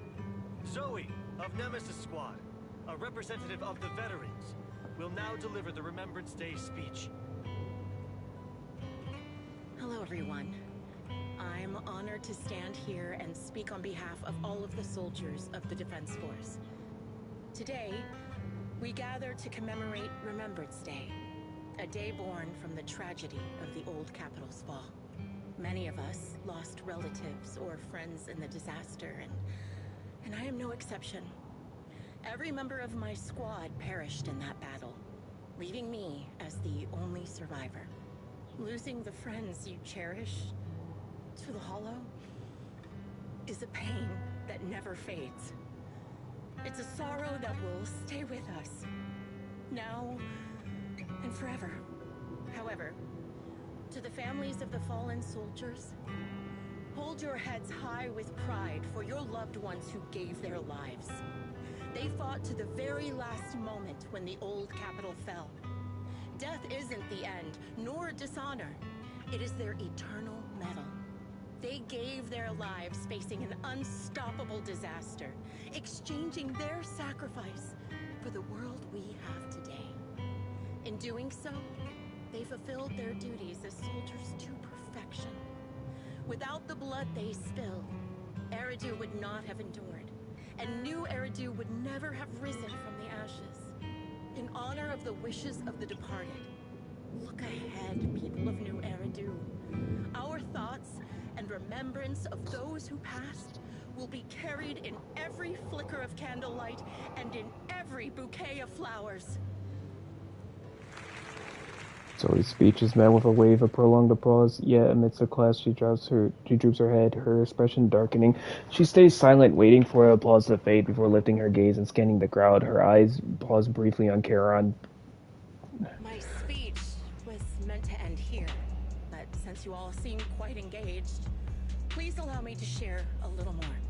The reason you all agree with what I've said is because it offers a way to step away from the pain.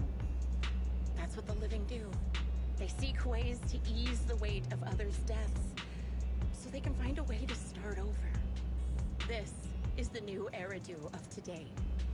A huge disaster consumed the old capital, and the people who survived it keep saying things like, treasure the moment and start fresh to numb themselves, hoping to forget the nightmare. No one talks about the soldiers who gave their lives in Hollow Zero. No one asks why they had to die. The brave gave their lives battling the ethereal onslaught, while the weak survived. This is a new Eridu, built by weaklings. Its order founded upon their way of thinking. Your applause makes me realize you all accept this logic. Each of you had loved ones who sacrificed their lives in the fall of the old capital. And now, you're thankful that someone has encouraged you to move on from them. What meaning does the sacrifice of those who died have if you all choose to forget? Have you never thought about why your own loved ones had to die? And why no one is responsible for their deaths? Miss Zoe, there's not much time left for your, Open your eyes! I'm speaking to those who have lost loved ones! If death is the medal for the fallen, then pain is the cross the living must bear. If you fear its weight and run from the suffering, the soldiers will never find peace in their eternal rest. To tear the wound open once again, so you'll never forget this searing pain! That's the real meaning of Remembrance Day! I don't agree. Charon, I didn't expect you to be here for Remembrance Day. How are things going with your search? Seems like you have something to say. Among the people standing here, there's a woman who raised her daughter with the survivor benefits left by her husband. Another who's been able to carry on with her life thanks to the final efforts of her child. And yet another who's found purpose because of the influence of his late sister. The will of the deceased lives on in every person here. The soldiers who died during the fall of the old capital fought for this. The future that their loved ones are making for themselves now. The old me might have agreed with what you said, but someone taught me that pain and hardship can lead to hope. They helped me see that hope could be inherited, not just destroyed when life fades. That's why I believe the departed didn't leave us wounded or with a heavy cross to bear, but with a melody. Each of us holds a harmonica that plays the melody of life. At first, it may sound awkward, but it will eventually flow smoothly, taking on our own style, until it merges with our soul. You seem quite certain about what you're saying. Tell me then, what kind of melody is left behind by those we've lost? I'm not sure. I can't picture the exact melody, but I trust the answer I've chosen. And I trust everything I've seen and heard. A vague and insubstantial answer, isn't it? I was right about you, Charon. From the moment we met, I knew we'd never really understand each other. I'm sorry you feel that way. Everyone, I apologize for taking up your time. My speech ends here. Please feel free to continue with your visit. Zoe exits the venue without sparing a single glance back, leaving the audience and the defense force in a state of confusion. Charon looks thoughtfully in the direction she disappeared. What do you think, Proxy? Something was definitely off about her just now. And the things she said, I'm starting to get a really bad feeling about this. You mean about her real identity, right? Looks like we're on the same page. Shielded by her identity as a decorated soldier. She seemed pretty confident that we wouldn't confront her directly on military ground, like at the outpost. She arrived so brazenly and left without a care. If I'm right about this, she'll be trying to contact us again in no time.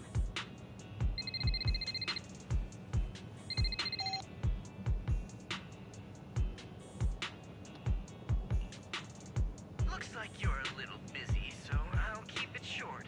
The client just sent me a location via Knock Knock, along with a picture of several unconscious, tied-up individuals. I'll send you the location shortly. It should be an entrance to the Hollow in Port Elpis. At this stage, I don't have any further requests. My only hope is that you'll proceed with caution. A location with a picture of the hostages.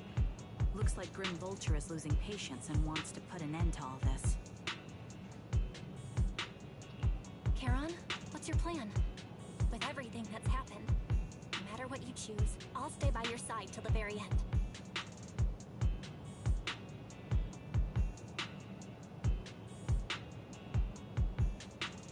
I've made up my mind. Proxy, please accept my official commission. Help me venture into the depths of the Hollow to rescue the client and any other hostages. It's time to put an end to this. It's up to me to stop Grim Vulture. Stop her from crushing everything in front of her with that heavy cross.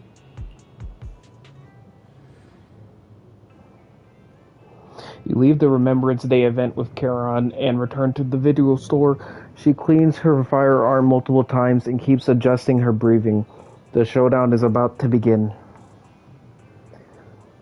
Proxy, thank you for accompanying me this far. In this upcoming battle, Grim Vulture has likely already set up a stage filled with traps. We may need to brace ourselves for a tough fight. I don't know where I got embraced from. Do you have any strategy in mind, Charon? To be honest, there isn't a fully viable strategy. The opponent is a sniper and can keenly anticipate the timing and trajectory of each of my shots, dodging in advance. entering the battlefield pre-prepared by such a formidable enemy alone, it's foreseeable that she will continuously occupy elevated sniper positions, relentlessly targeting us while we will have very few opportunities to land a hit on her. Wouldn't that mean we'd be easy prey? Theoretically speaking, yes. In a sniper duel, the one who fails to secure the best vantage point or exposes their position is always the loser. But I believe there's a chance. In our previous fight, I could sense the pride and impatience of Grim Vulture as a sniper. I'm not sure where that impatience comes from, but that pride is definitely something we can turn against her. I believe she would never accept the idea of me surpassing her in sniping skills. If I can outmatch her at a critical moment, she will lose her composure, Jesus. That will be the only instant she exposes a weakness. Proxy, this is the strategy I've chosen. Grim Vulture may indeed be the superior sniper, but I will surpass her and make this strategy succeed. To win the battle despite the overwhelming disadvantage, please entrust your back to me, Proxy. I need you as my companion to support me. You have to do the same then, Charon. Yes, I will. I will protect you. So please also provide me with your guidance. Okie dokie. The fuck? Where is she? I guess she just dipped. Was Wise gonna say. Belle, it might seem like I'm killing the mood by saying this now, but please be careful. Grim Vulture really intends to take our and Karen's lives.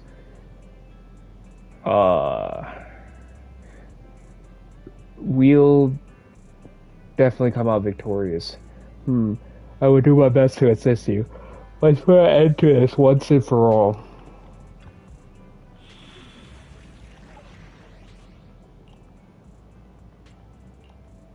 Let's fire it up. My loyal standing by. Looking asset ready and waiting.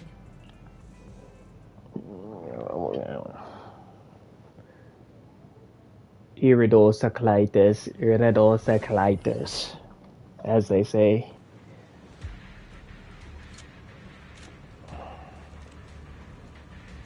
Charon, look! Another communicator.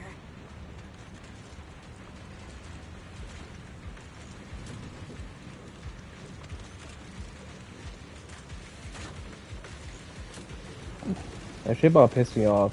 Why is that right there? You know, whatever. Communicator. It's a bad habit for a sniper to be so talkative. Oh, really? I think it's rather good for my mental health to witness in real time how my target becomes desperate and gives up their struggle. Do you really still need to disguise your voice?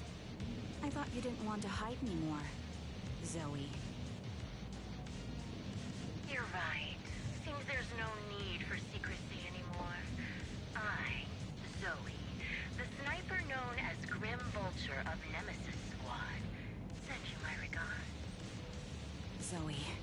No. Grim Vulture. You, like me, were one of the advanced troops deployed to suppress Hollow Zero right after the fall of the old capital, right? Noct, Cartes, and Impera Squad. So far, all the victims have been members of these squads. They were initially supposed to enter the Hollow to reinforce the advanced troops. Nemesis, your squad lacking reinforcements, lost everyone except you in the fall of the old capital. You blamed their deaths on the absence of reinforcements and sought revenge on them. That's my conclusion. Just like me.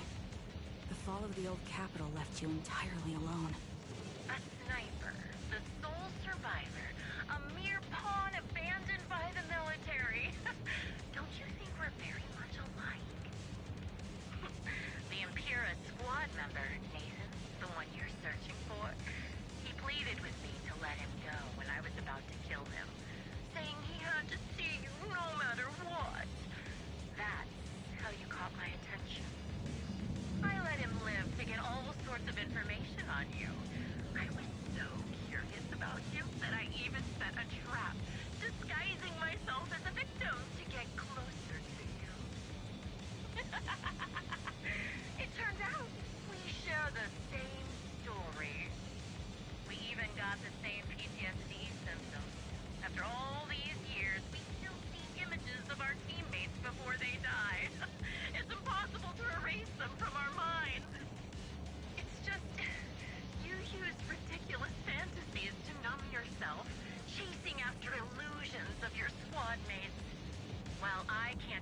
afford to be as naive as you.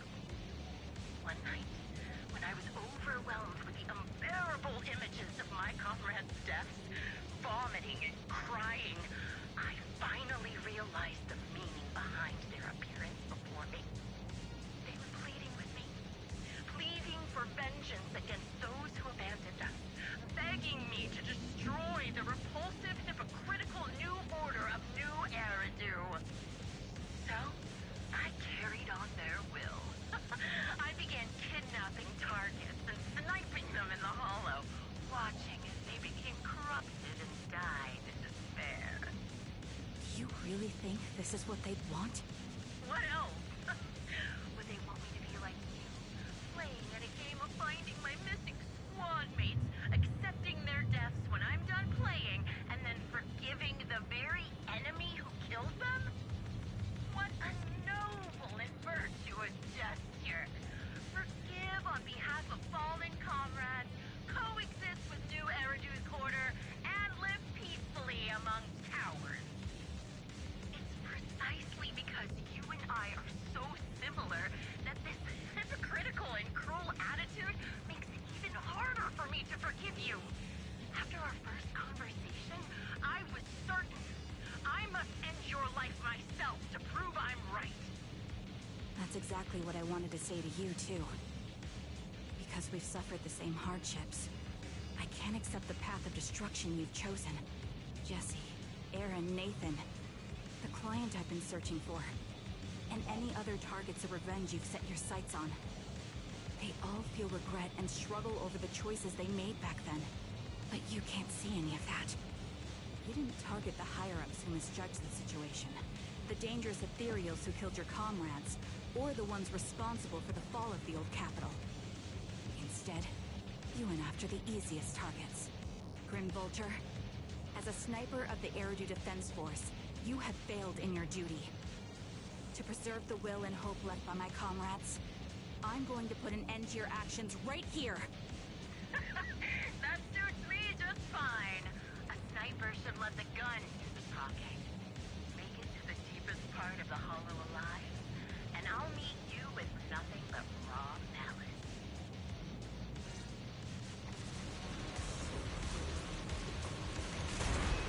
Since you made it here, let me reward you with a few things you don't know. Noct, Cardus, Impura, and many other squads. Did you know the reinforcements that were meant to back us up ended What? up deciding to retreat? Stop! Relying on a show of hands to vote, isn't that ridiculous? Our lives were scarred in such an absurd way, like a kindergarten election for class monitor.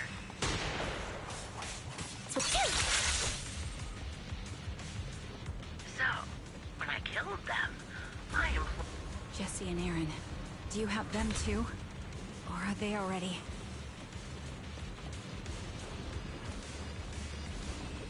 You still care about them? Or should I say... It looks like I haven't made enough of a mess in your life if you still have the time to worry about them.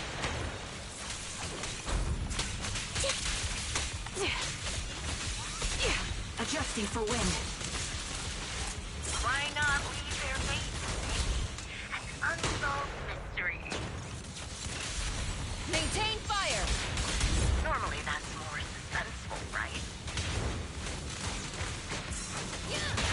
Get behind! In any case, when you stumble into the underworld with your insight spilling out, don't give it up that.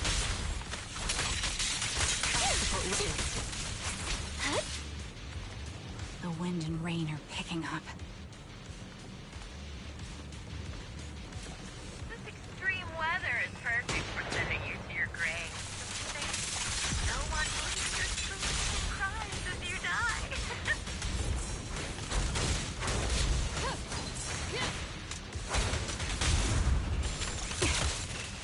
I'm on it.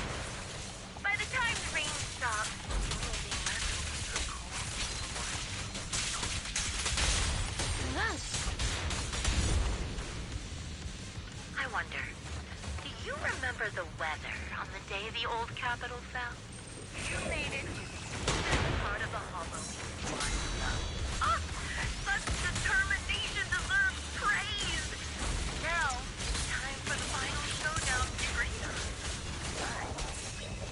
Creed, one shot, one kill. Supporting position. But really, cool is the only way to put it. What sniper never confronts their enemy head on?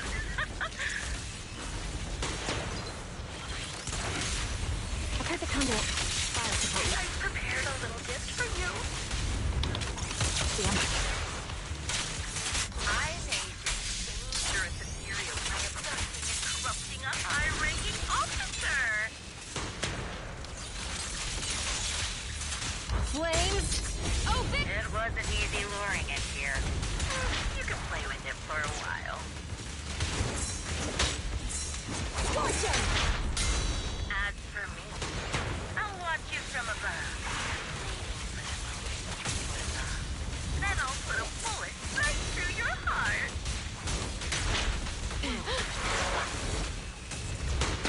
Ether vision activate.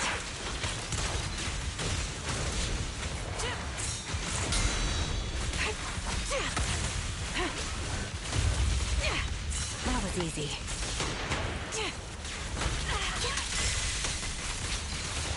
Outbound. Show no mercy. It's time.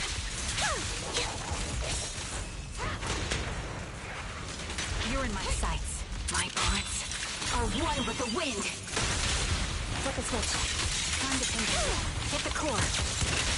Blazing flame! Recalibrating.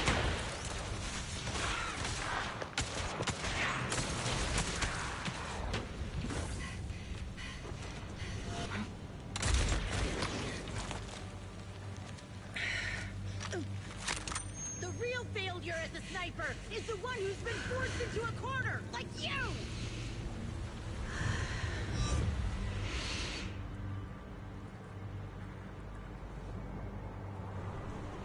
The wind.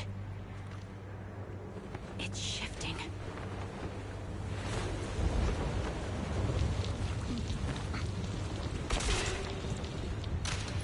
I won't fall for your distractions so easily. What? I will surpass you with my own melody of victory. And let the wind be the opening notes.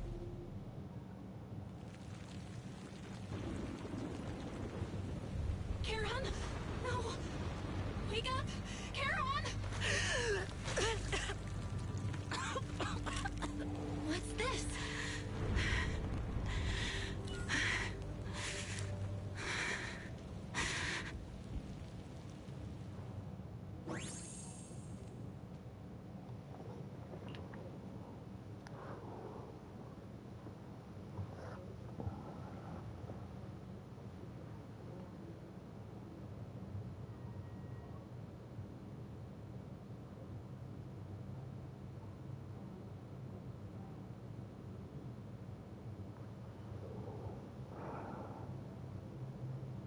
Just you?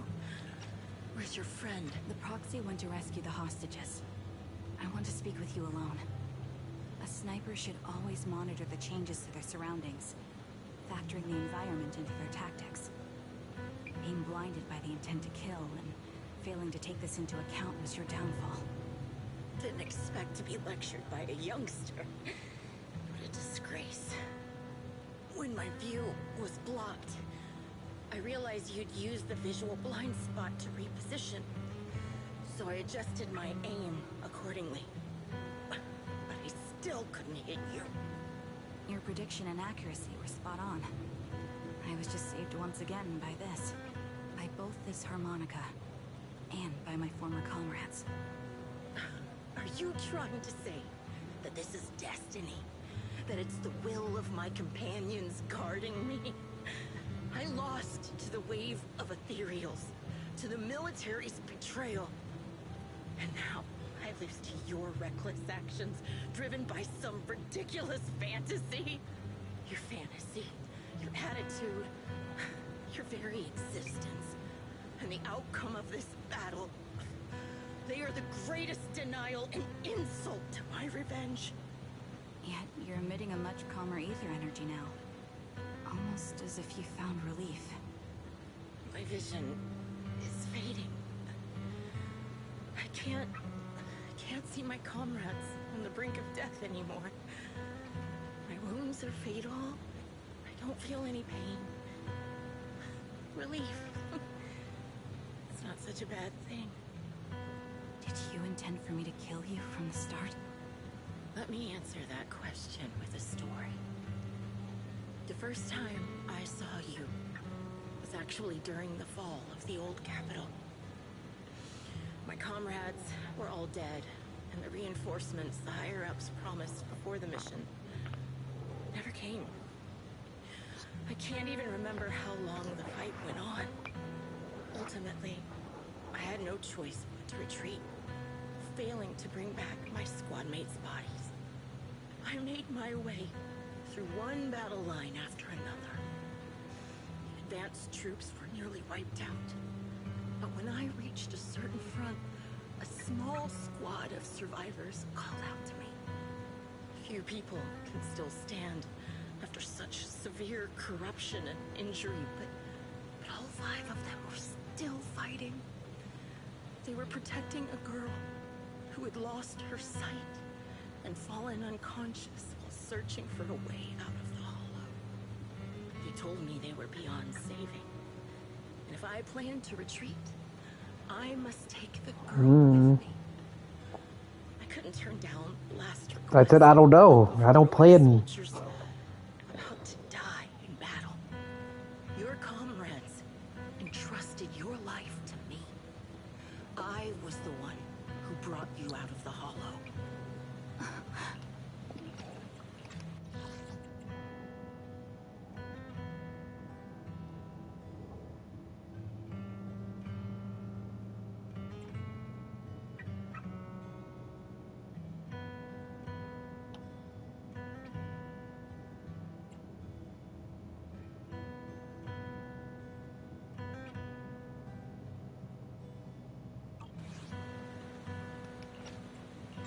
You already know what happened afterward. It didn't take long for you to leave the Defense Force after you came to. Just like me. I developed PTSD so intense that sometimes I couldn't even hold a normal conversation. But for me, the hardest blow was the death of my squad. To an orphan like me, they were family. If the reinforcements had kept their word and provided support, they wouldn't have died for nothing. Don't you ever have that thought? To say I don't would be a lie. But I think deep down you know. From the moment we stepped into the hollow, there was no way we were getting saved. Given how quickly the hollow was spreading, and the ever-increasing number of ethereals, it would take the sacrifice of countless Defense Force troops to suppress it. It wasn't something that could have been accomplished in such a short time. The reinforcements would have only been a drop in the bucket. More sacrifices without results. Canceling the reinforcements, sending the advanced troops to rescue as many civilians as possible to minimize casualties. I think most commanders would have made the same decision. Objective and cold logic. I understand it, of course. But when you see members of the reinforcements living happy lives years later, can you still keep your composure? I couldn't. Even if the chance was minuscule, I wanted my squad mates to survive. But they turned that chance to 0, and still have the nerve to embrace a peaceful future. I can't help but resent them. By the time I realized what I'd done, I had already taken several lives. Nathan. When I tied him up and was about to kill him, he begged me to spare him. saying he had something to give you, no matter what. That was when you re-entered my line of sight. I think I've said this before. Very similar. Yet we have completely opposite beliefs. After meeting you, I became even more certain. In the face of suffering, I chose destruction, while you were destined to choose to protect. You're still entangled in your obsession with your squad mates. If this continues, you'll eventually sink into a void of despair. Your hope is like a bubble, ready to burst at any moment. The version of you I want to kill is the complete one, who can firmly reject my answer. If you haven't found your answer yet, then I'll be the one to push you forward. I kill you, or you end me. Either way works.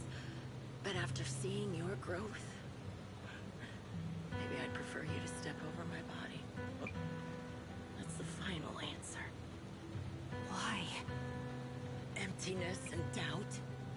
No matter how many targets of my revenge I took down, nothing changed. Aiming my gun at former comrades, drowning in hate and rage, all it left was a hollow emptiness. But you're different. You've gained unconditional trust from the proxy. You have the courage to fight through my trap. And eventually, you'll have a melody that's uniquely yours. My belief has faltered. I finally remember. My squad mates were fools, just like you. You're right. They would never want me to become this way. I talk about carrying their cross. But in truth, I never carried their will. So be it. Take the hostage and go. Villain stained with the blood of others deserves nothing but a miserable end. I'm looking forward to how long you'll be able to protect those in front of your eyes.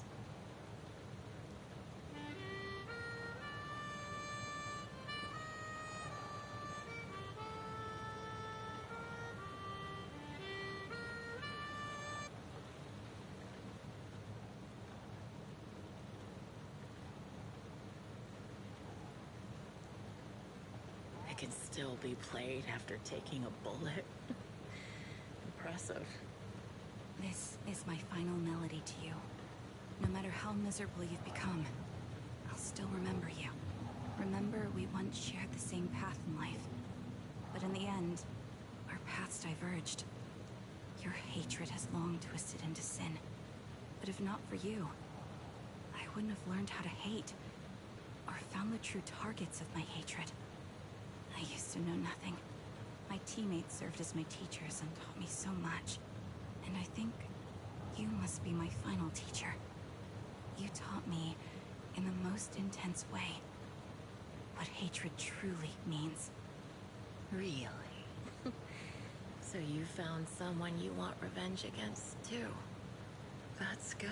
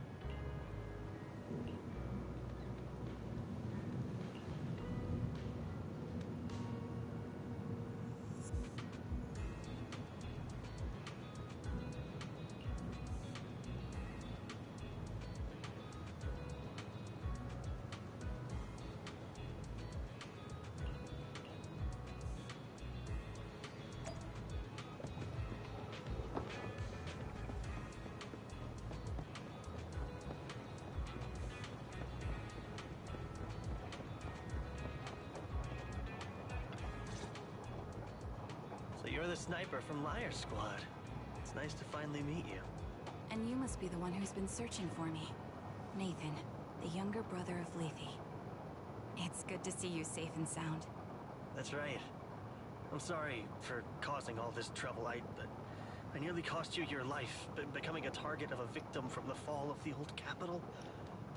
Maybe that's what I get not helping my brother and the rest of the defense force back then.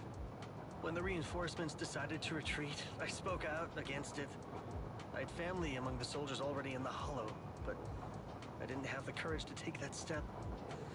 The one that might have cost me my life. I'm sorry. You don't need to feel regret or apologize.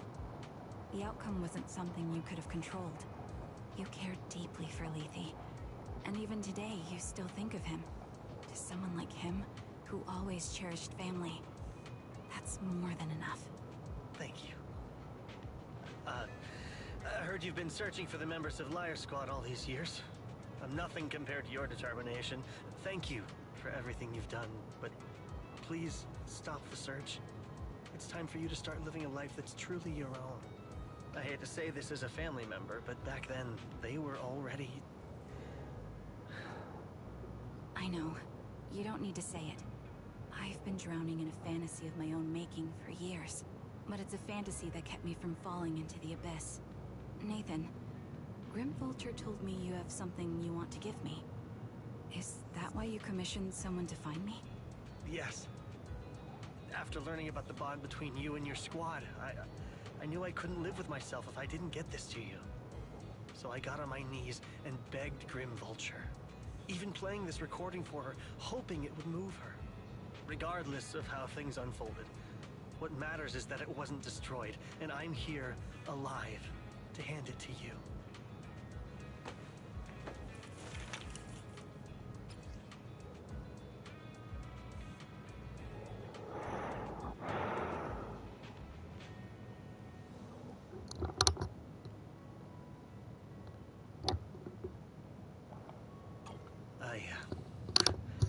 I found this while going through my brother's belongings. It's been tucked away for years. There's a recording on it, and I think it's a gift Liar Squad made for you, but never had the chance to give you. Thank you so much.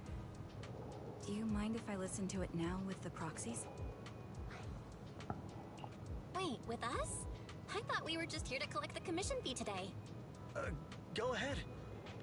As for the commission fee, I'll pay it to you both shortly, so don't worry about that.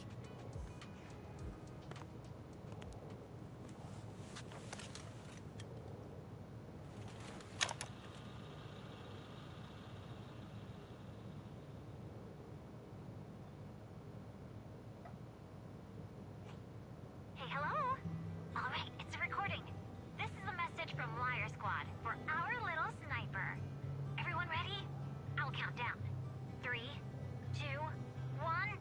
Congratulations on your 1000th day with Liar Squad!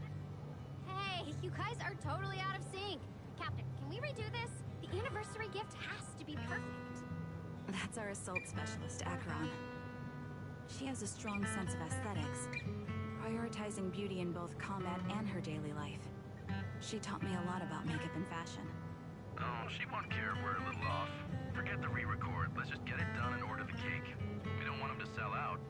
That's our medic, Kakaitis. He's usually lazy and a bit of a smooth talker, but he's actually very capable and kind. He taught me a lot about unconventional negotiation tactics and ways of handling things. You two, stop arguing during the recording. I've already ordered the cake. If you keep rambling, we really will have to re-record this. Cut the chatter already. And that sticks. A reliable artillery specialist.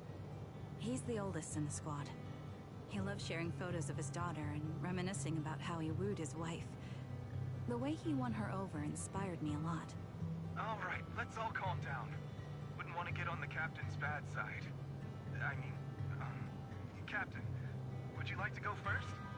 We can edit or re-record whatever we need to. That's our scout and engineer, Lethe. He's a bit self-conscious because of how his younger brother excels, and he's somewhat introverted. But he's actually very capable. He taught me sharp observation skills, calm execution under pressure, and how to make use of the environment. Okay, thank you all for settling down before I completely lost my cool. It's fine. No need to cut anything or re-record. Let's just keep it as it is. Loud and messy, just like our liar squad. That's our captain, who took me in and taught me how to play the harmonica. And the real Charon. I'll make sure to explain properly to you later, Proxy. As you've heard, this recording is a little gift from the 5 of us. How time flies. When I brought you into the squad about 2.5 years ago, you were just a shy kid who blushed whenever you talked to someone. Over these 1,000 days, you've really worked hard to keep pace with our fighting rhythm. You've done incredibly well. In the last mission, your successful sniper kill of that high-risk ethereal really helped Acheron a lot. I hate to say it, but yeah, I went too far in last time. Thanks for getting me out of that mess. This one, I'll admit, your moves were more elegant in that fight. Not just that fight. Ever since you became a quicker shot and learned to adjust for wind speeds on the fly, we've been taking fewer and fewer hits. Makes my job way easier. So, cheers. You often worry about not doing enough. But in these 2.5 years, you've absorbed everything I know about stealth, reconnaissance, and tactical countermeasures. Trust me, you'll become an incredibly skilled sniper. Having you covering us from the rear makes every fight feel safer. But you still have a lot to learn about socializing and romance. When peace finally comes to Eridu, leave us and live your own life. Where did that come from? She's not leaving us. Even if she retires, she'll move into my house and I'll spoil her with loads of beautiful clothes. We can talk about living alone in 10 or 20 years. Sorry, I got carried away. Anyway, you're talented and hardworking. Over these 1,000 days, you've opened your heart to us and even encouraged us in return. Having you as a comrade is a blessing for all 5 of us. But I have to say one thing. You're always so sensitive and kind. Every time you see us get hurt, you look like you're about to break. Has our squad motto, having each other's backs, become too much of a burden for you? I get how you feel. When your squad mates trust you with their backs, your first instinct is to protect them, right? But that's not the way it should be. No one could shoulder everything alone. Don't try to carry everything on your own. Choosing to fight on the battlefield is my resolve. Feel it. Share yours with me. And when it's your turn to watch my back, I'll give my all to honor it too. As long as you fight with all your strength, there's no such thing as failing to protect something, because your will and our will is preserved and carried on in other ways. But don't let that weigh on you. Try to trust in us, just like we trust in you, no matter what. I've struggled with that kind of thinking myself, but I eventually made my way through it. All this talk of camaraderie, of keeping each other safe. It's like a harmonica melody scoring our time together. Even when things change, our tune will go on, and that's enough. Exactly. Honestly, I'm sometimes terrified. Afraid that someday you'll blame yourself for failing to protect us and fall apart. That's why I wanted to record this message. Please, don't try to bear everything alone. Maybe you can start relying on us more, fully entrusting your vulnerable side to us. Our will has long been intertwined with yours. We're comrades. This is getting way too sentimental. It doesn't feel like me anymore. Anyway, we just want to see you trusting your comrades enough to share your burdens, even if it isn't us. Finally, we'd like to give you the song that's closest to us. If what we've said is hard to understand, just feel it through the music.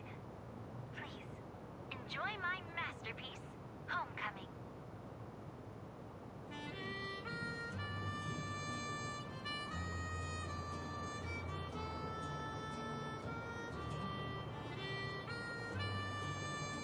Proxy, do you remember? I was once terrified of seeing the look on their faces. Yes. Can you see them clearly now? Yes. Crystal clear. As if I've returned to the exact moment of parting.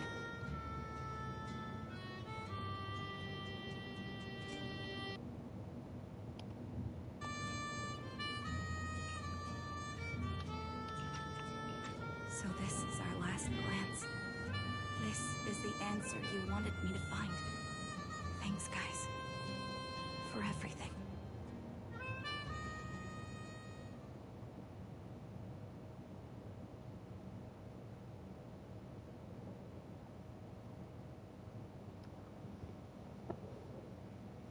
Proxies. No. Lies. Belle. I've troubled you two a lot these days with my personal affairs. Words can't describe what you've done for me. It's no trouble at all. To be honest, Belle and I have been a bit lost lately because of some personal matters. But meeting you has felt somehow comforting. Don't you think, Belle? Exactly. We got something out of the experiences we shared. At the very least, it's brought us clarity. I guess our wills have always been aligned, haven't they? Yeah. When I was trapped in self-doubt, unable to get out, I'm glad you were there with me. You're right. We've already entrusted our backs to each other as comrades. And because of that, because we are comrades, please, hear me out. Maybe you've already noticed. I'm sorry, but I've been keeping something from you. Charon isn't actually my code name. As I mentioned before, Charon was my captain's code name. When I met both of you for the first time, I didn't want to tell you my code name, because I thought someone who couldn't protect their squad mates had no right to one. So I lied. Captain Charon was an orphan like me, with no family to mourn her. I've been using her code name, because I may be the last person in the world who still remembers her. But I understand now. If I want to keep moving forward, I can't keep hiding behind a lie. My true code name is... You don't have to tell me right now. At the harbor, Nathan spoke to you privately. Was he offering you a chance to return to the Defense Force? Yes. He said he still has a friend in the Defense Force who's currently forming a new squad. And if my goals align with theirs, I could consider joining them. So, what's your decision? Where will you go next? After everything that's happened, I think I do share the same goal as that friend of his and the new squad they're building. So I'll head back to the new Eridu Defense Force and keep chasing my new goal with a new team. Your new goal? Are you going to look further into the fall of the old capital? Yes. My encounter with Grim Vulture has made me realize this should be the true form of my vengeance.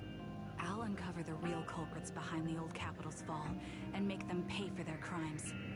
If the ferryman who leads me to the truth demands a price, I'm willing to wager my life. I have a gut feeling the masterminds will reveal themselves again soon. To protect the city my comrades cherished and sacrificed their lives for, I won't allow such a tragedy to happen again. By letting the will to protect guide my hatred, I now have a clear aim toward the truth.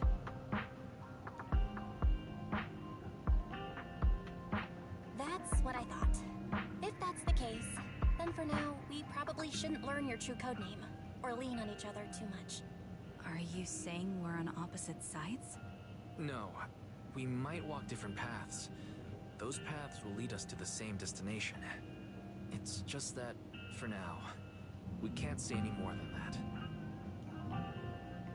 To be honest, after facing an enemy as ruthless as Grim Vulture, we're reminded of our own powerlessness.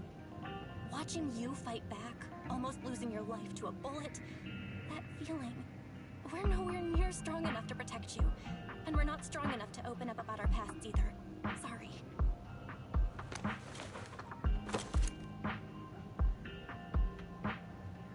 If this is your slightly selfish principle, I respect it. You were once my proxies, and I'll keep this memory locked away as something I cherish.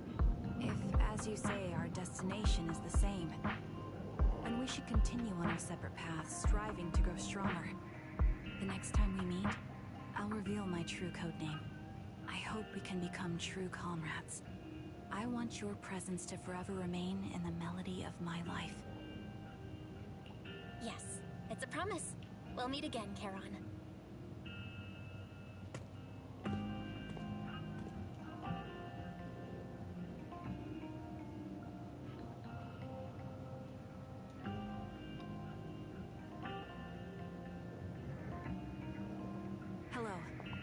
the sniper from the former Liar Squad of the Chrysoberyl Division, recommended by Captain Nathan, originally of the new Eridu Defense Force's Obsidian Division, Impera Squad.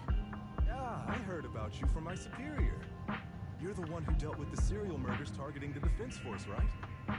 Well, the new Eridu Defense Force is ready to welcome you back. Let me confirm a few details before taking you to base. Which squad are you applying to join? And did you have a code name during your previous service? I'm applying to join the Obsidian Division's Ogle Squad. As for my code name, Trigger. I was Trigger of Liar Squad.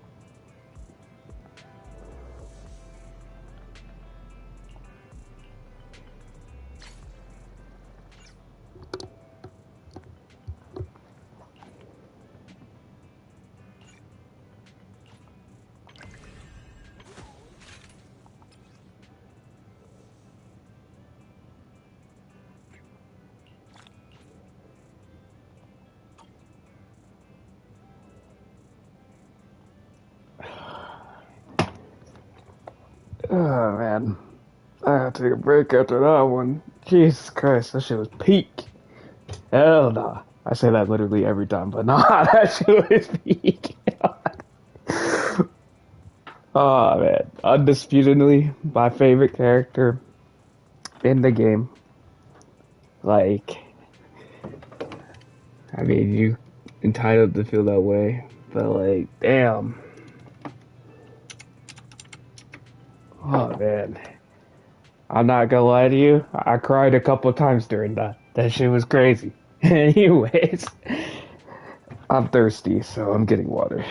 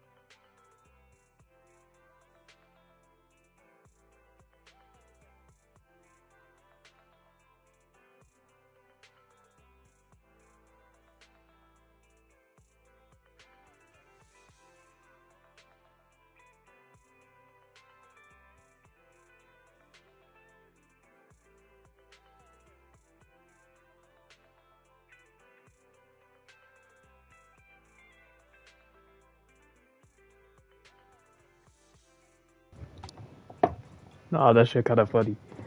Bro, I really said fuck K for real. Nah. Oh man.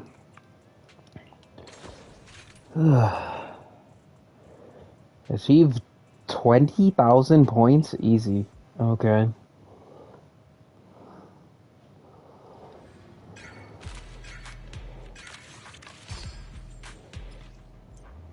I know how this shit works. They taught me. Oh, I guess I'm not reading all that.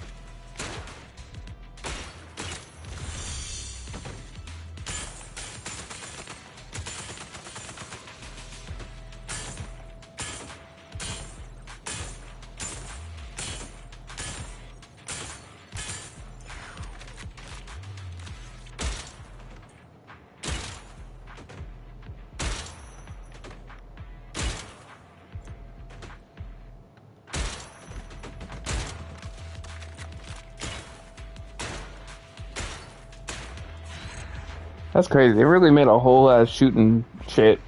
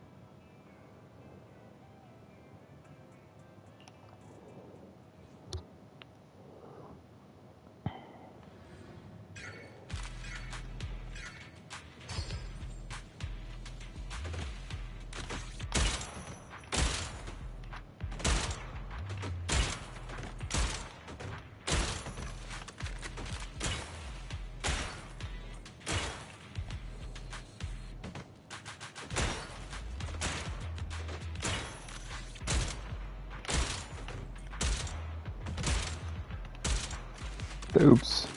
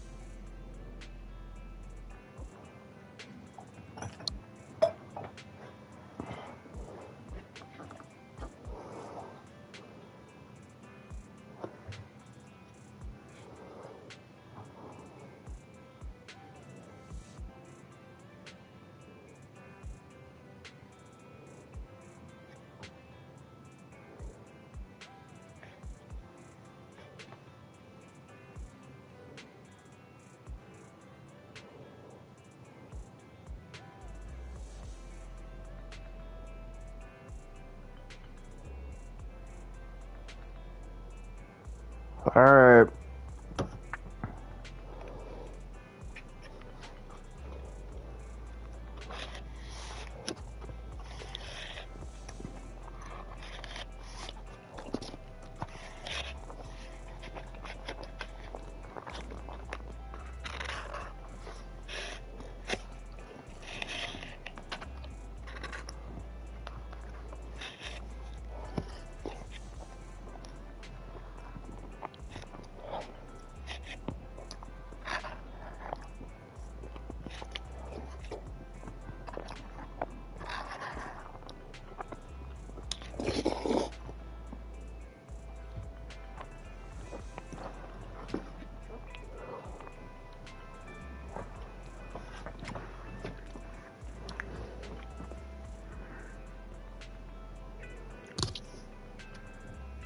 Ugh. I went to go pee or some shit. I don't know. Want a glass of nitro? I am the Eye of Obel.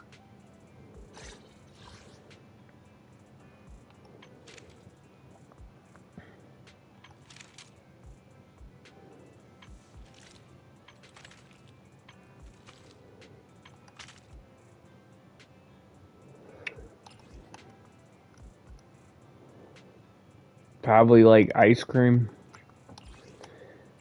Alright.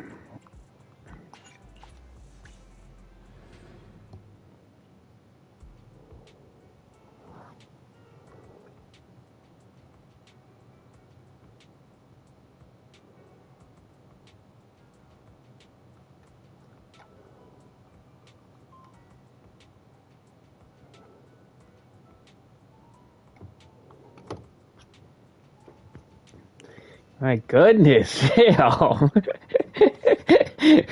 I was eating some poop flavored ice cream, bro, because it had brownie in it. Okay, let me shut the fuck up. But yeah, that's what I was eating though. Uh, fucking big back motherfuckers. Hey, no, I'm joking. I'm a big back, but yeah, I have to be up to 2 o'clock. I was about to wash my clothes for work. I don't know.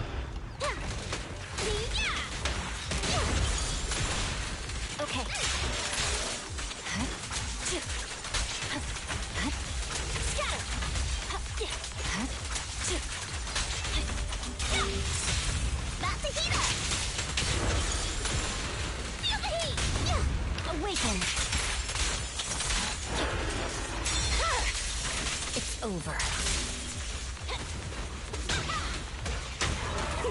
My turn. Flames will never die. Sorry, I felt like I had to sneeze. There's something in my fucking nose. I don't know, just fucking in my nose. Oh man. Fucking hell.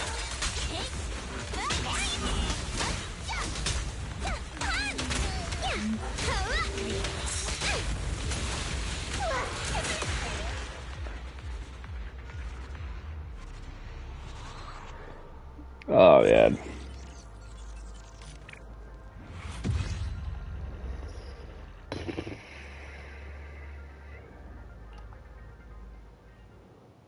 Do do do do do do do do do do do do do do. I don't know what to talk about. I gotta pause. Cause I gotta open up my Twitch. My Twitch on my phone. My Twitch on my phone.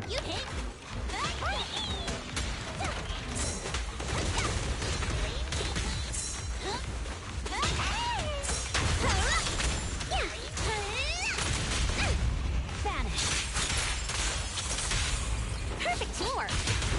Need a hand?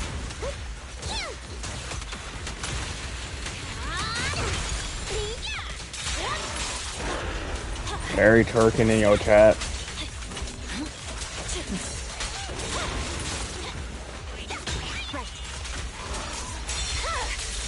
My blade is already sheathed.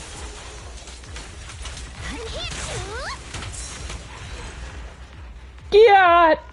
Okay.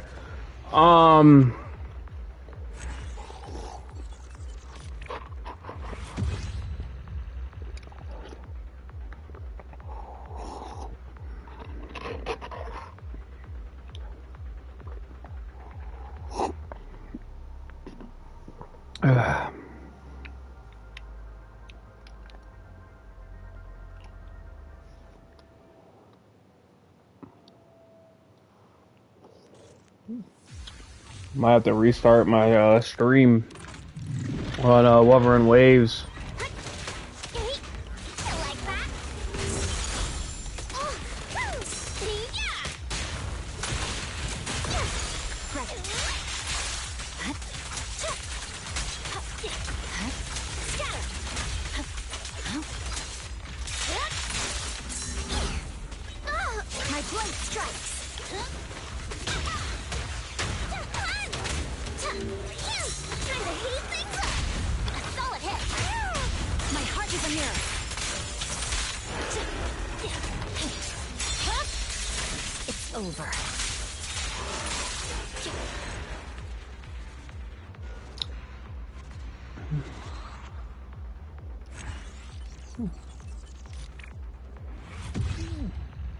I'll get my webcam and twerk on stream right now. Me when I lie. Me when I lie. Hell no. I mean, fucked up. Hell no.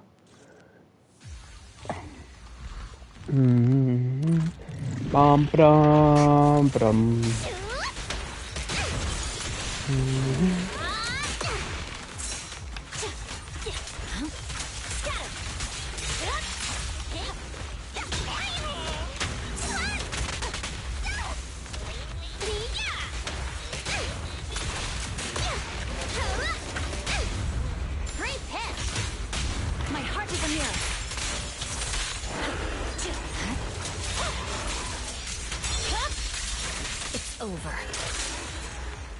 How did that kill that time?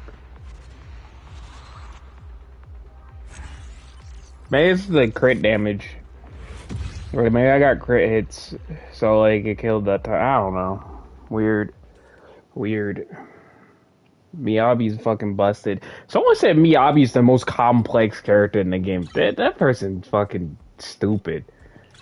All you do is spam a button. Like, you don't even have to think.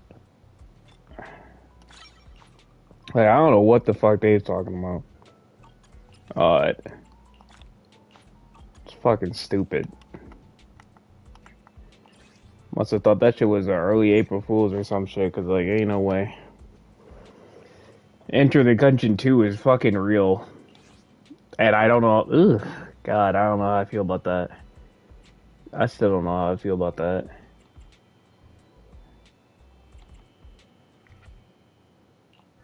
Want a glass of water? Did you call me? Yeah. Ready and waiting. He's the standing by. Captain of Silver Squad. It's been a while. Huh? Want to see the red scarf? Awaiting further asset confirmed. Preparing. Ooh, we really let's make a grand entrance. I know. What the?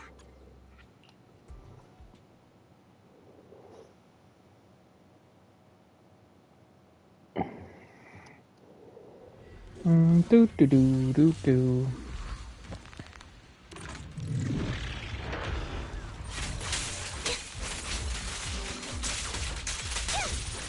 Dot.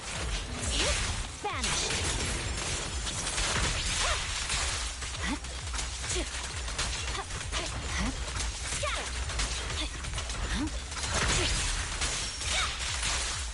Copy.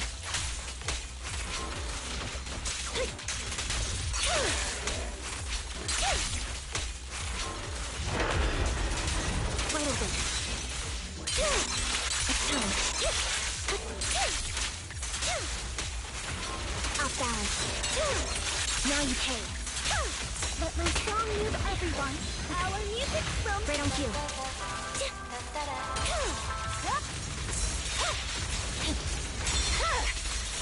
My blade is already here.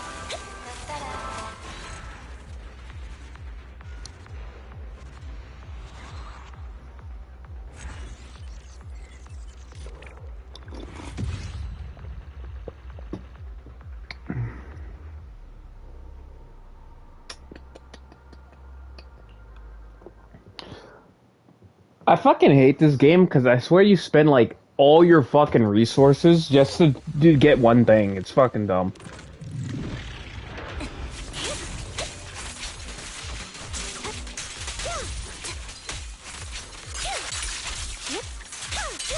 Off balance. Vanish.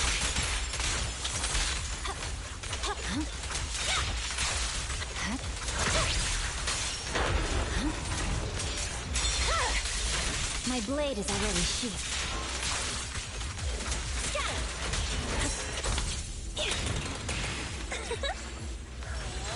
Let them hear.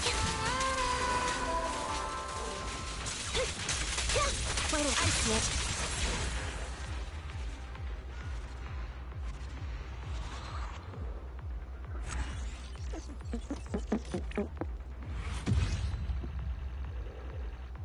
But I don't know.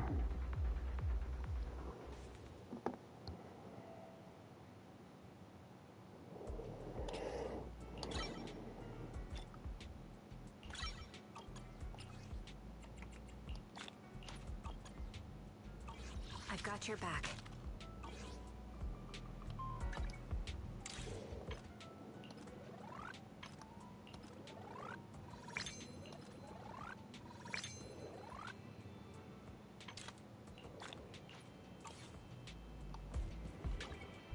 Want a glass of nitro? Look, I am the Eye of Obel.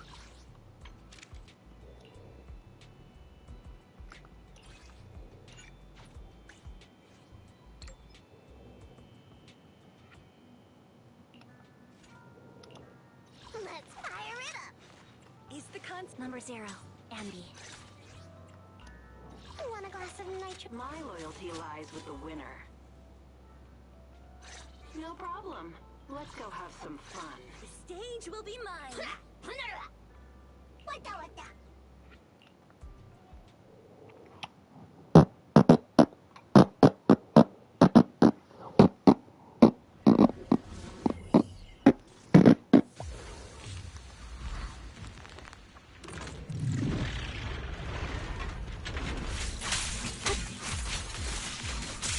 Is our prey giving you trouble?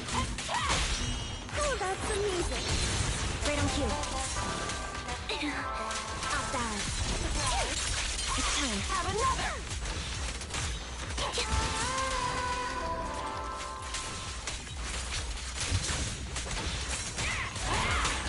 Sound strategy. Wide open. What you deserve. Let's play a little. More chaos!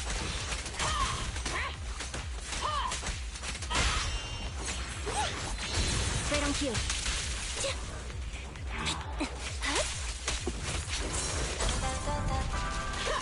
Take this! Perfect shot! Make it fun for me! I won't back down. A little kiss. Now you pay. What you deserve. Let our souls resonate. I heard the conduit. Gotta keep the claws sharp. A sound strategy.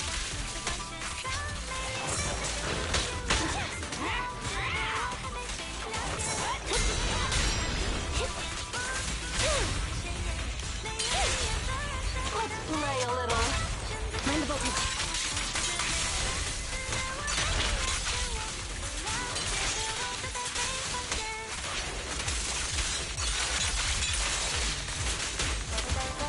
Get ready.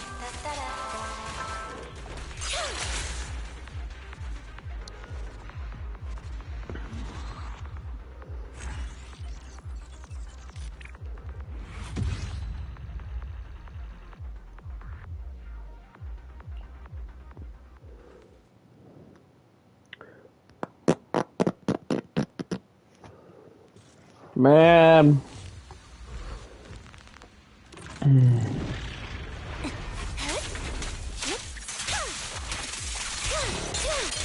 What you deserve. Mind the blind spot. Stay focused. Watch.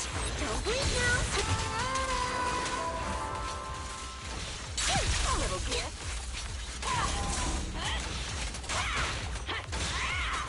Sound strategy.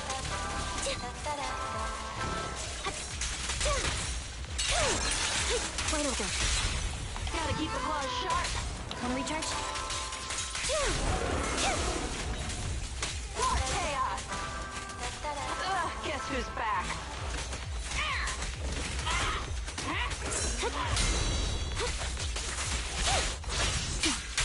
Loyalty. Now you pay. Fall back.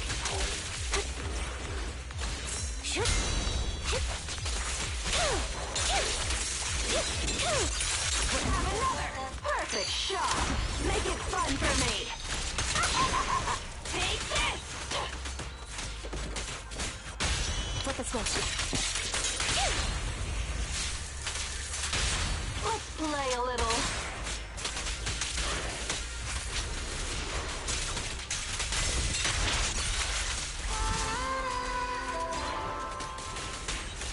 Right on cue. This song is dedicated to the world.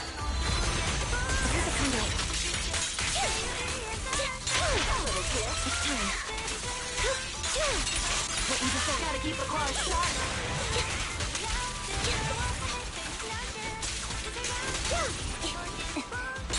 Special sneak attack.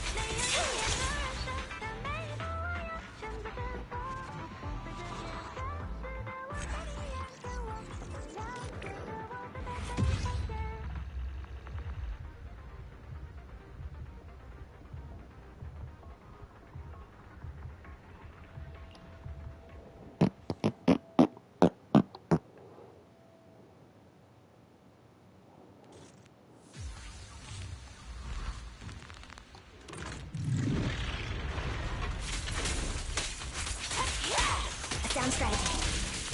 Off balance. Let's play a little. A little kick. Now you pay.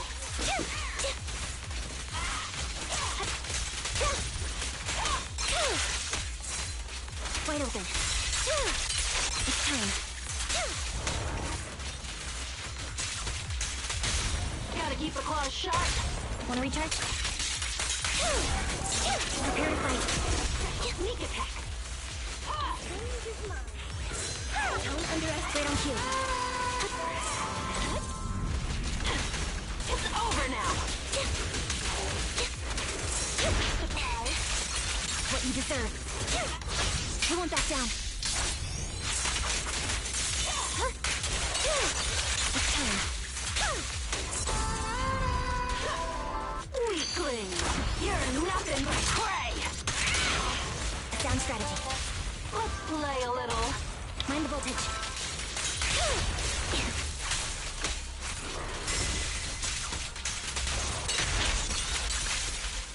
Let our souls resonate. I've heard the conduit. Keep focused.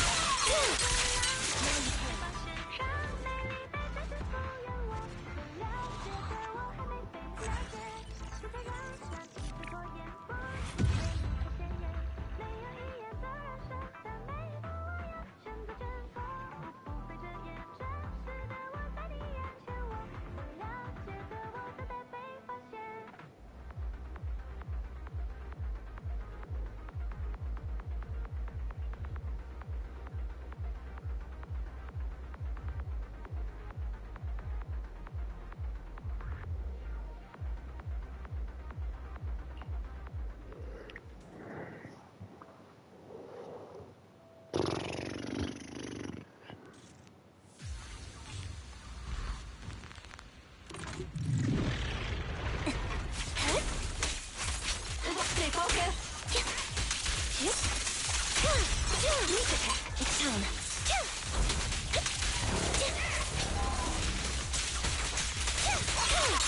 What you deserve.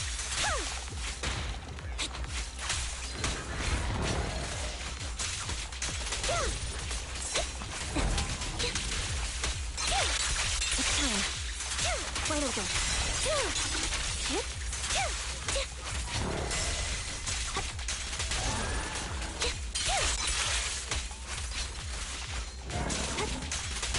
Launch! Don't blink now! This prey is launched! A sound strategy. We're not done here. Off balance. Take this!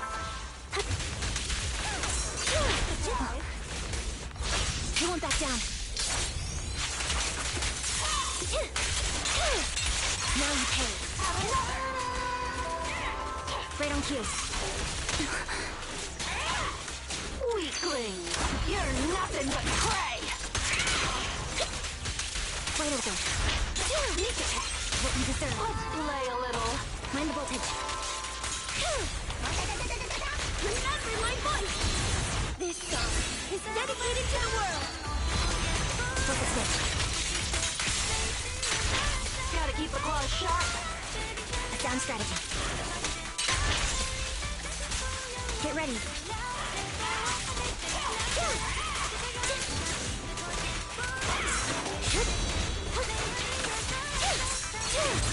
Now you pay.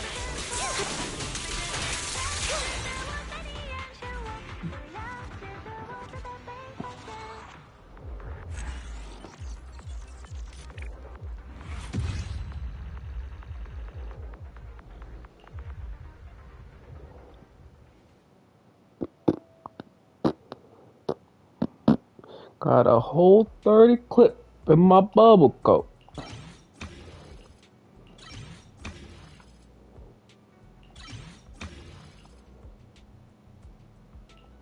In my bubble coat. Hey.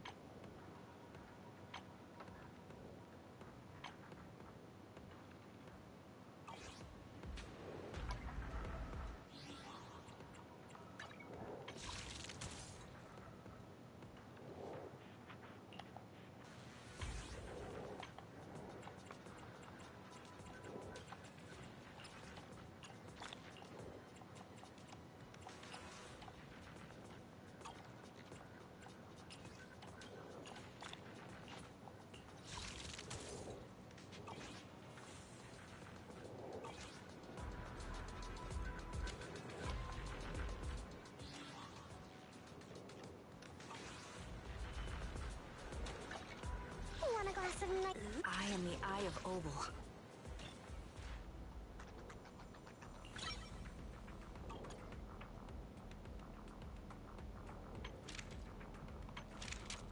I've got your back.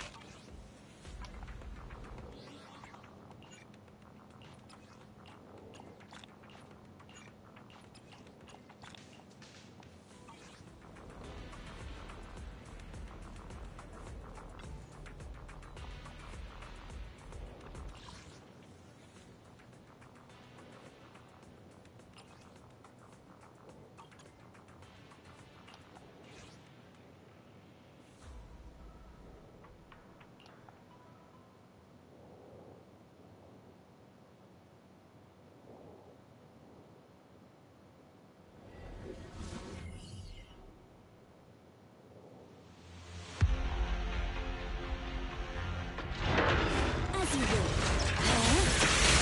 Wanna help me test this? Stand still. Oh, following order.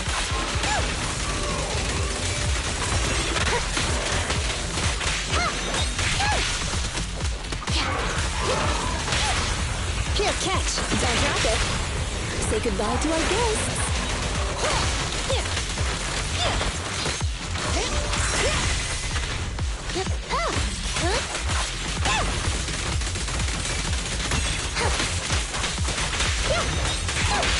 Go play. Please don't regret. Go now, child. Perfect timing.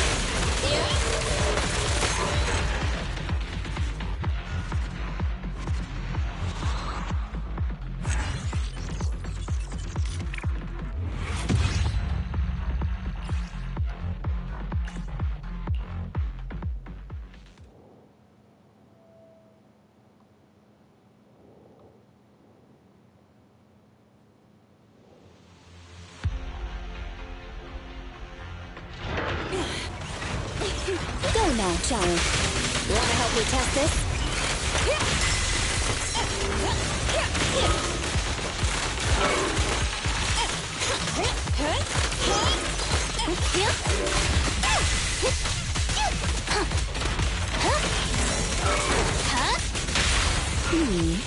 Can you see? Please don't regret.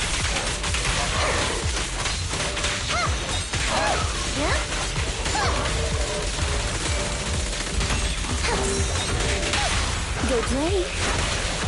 Better not get shot.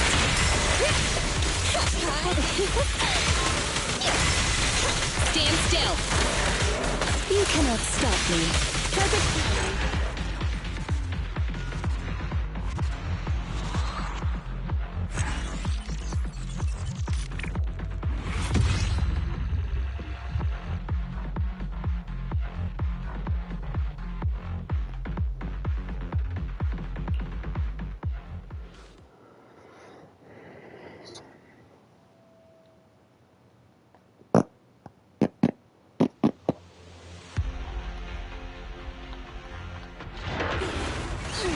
You cannot stop me.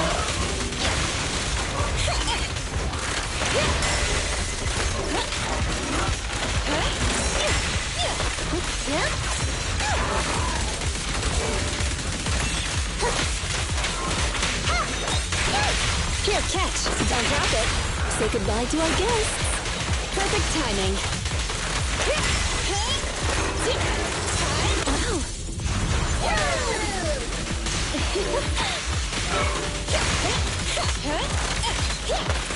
Have a couple more. Following order.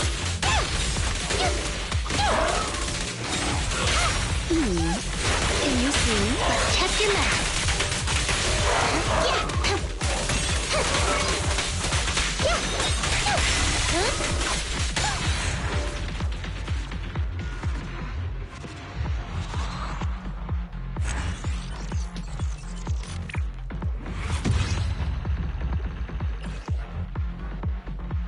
What the fuck?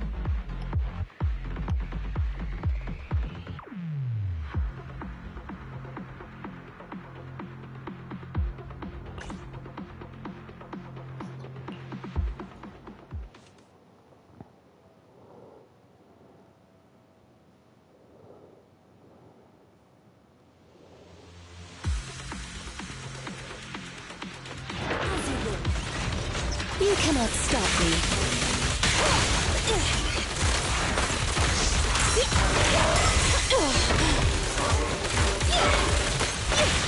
About to get hit.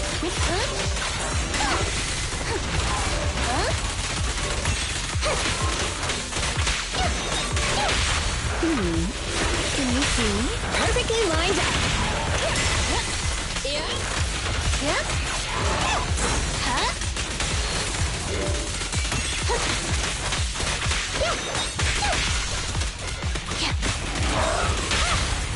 Here, catch. Don't drop it.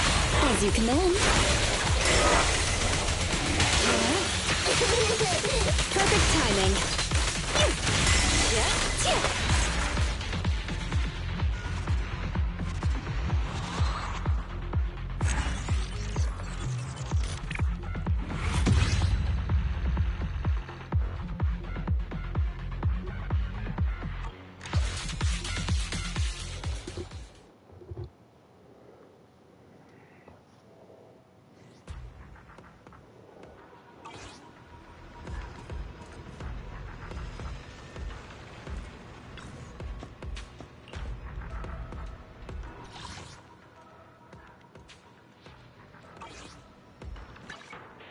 Want a glass of... Look, I am the asset I've got your back.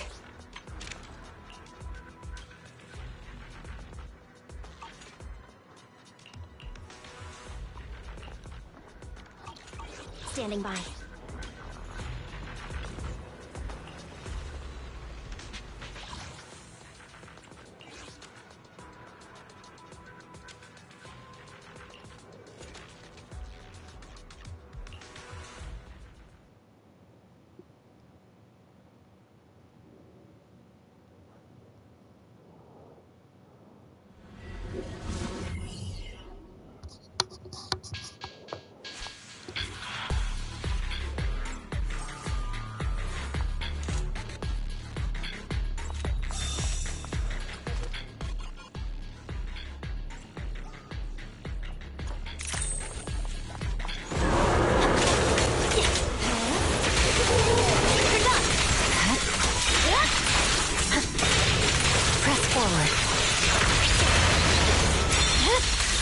Weakling. Leave the rest. Waste of time.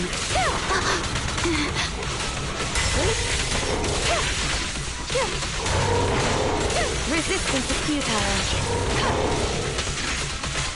Go now, child. I see it. My blade is already sheathed.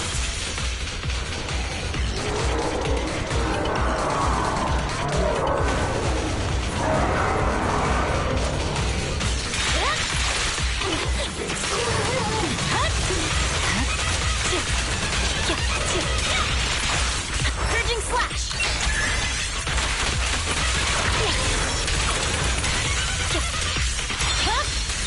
Weakling. Yep. Enemies who set me sick shall pay. You cannot stop me.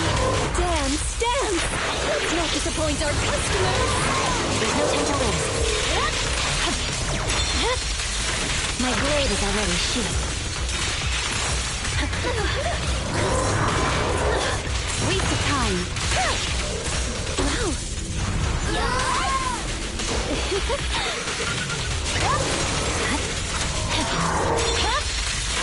Weakling.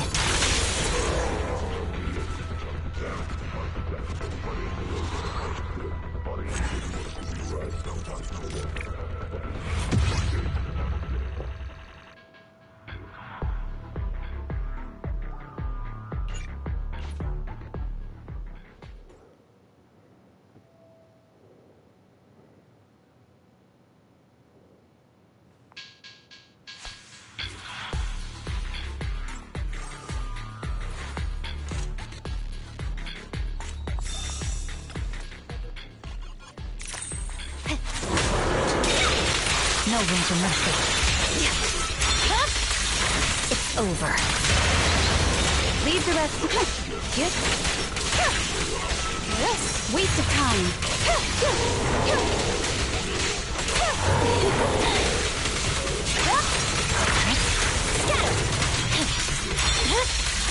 My blade is already sheathed. Leave the rest to me. Resistance is futile.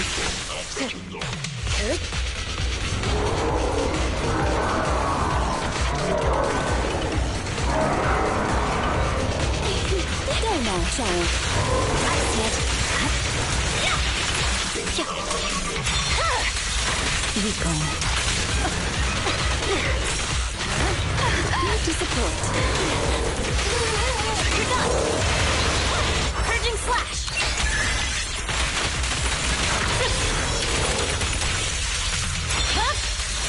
My blade is already sheathed. Such provocations don't go unanswered. You cannot stop me. Kindly fall into despair. There's no time to lose. It's over. I'm unstoppable. Weakling.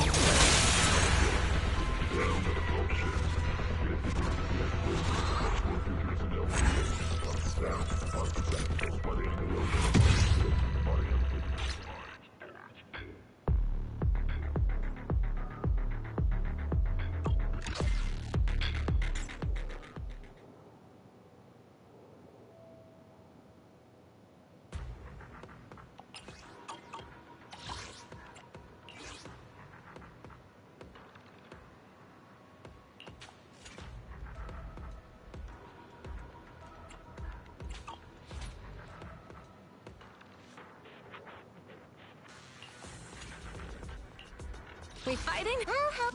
Let's. Ooh, we really harmonize. Number 0, Ambi. Captain of Silver Squad. It's been a while. I've got. Wait. Eradicate all evil. Let's fight. Ooh, we really harmonize. What the? What the no?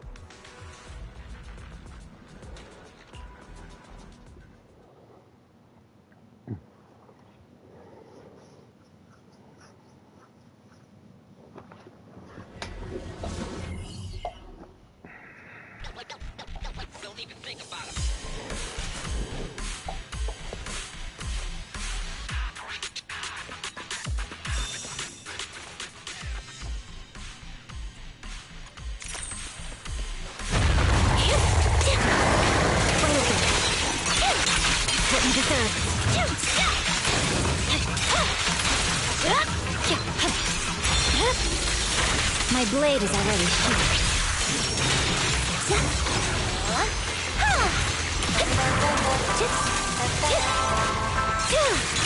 Now you pay. Right on cue. I see it.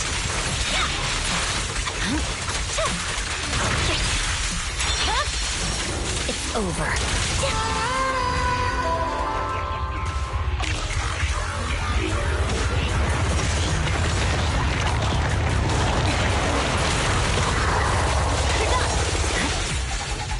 Catch the rhythm. Our music's from Stacy. Off balance. It's time.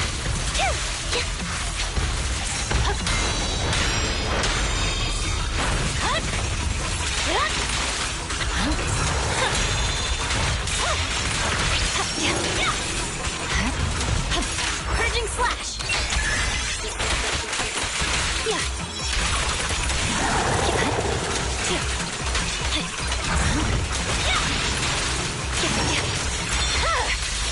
Weakling. Let's switch things.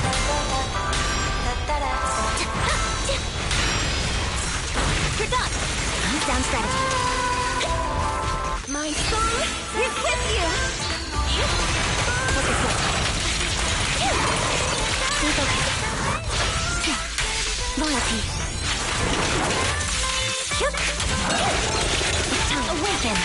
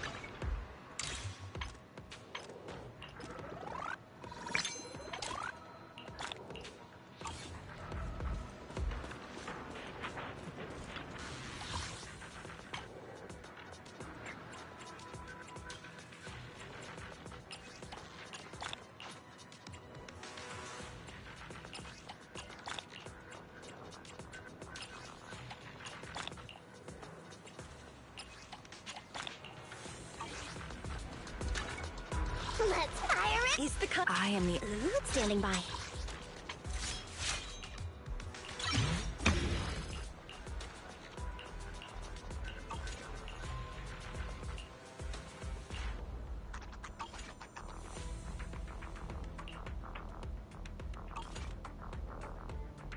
I've got your back.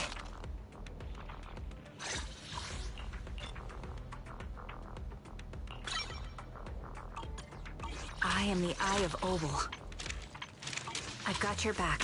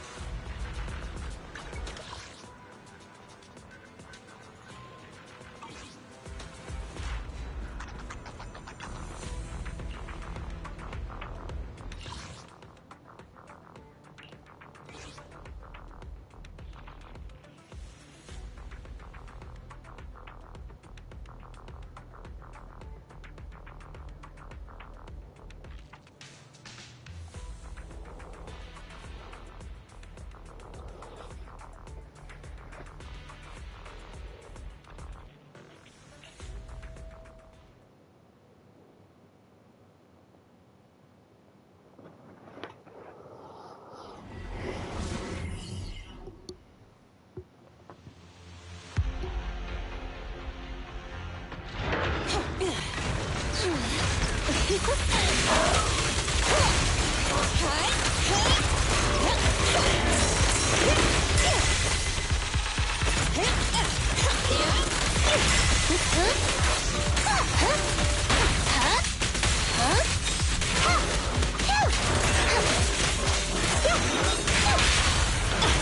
three-pronged approach. As you command. Wanna help me test this? Face the consequences.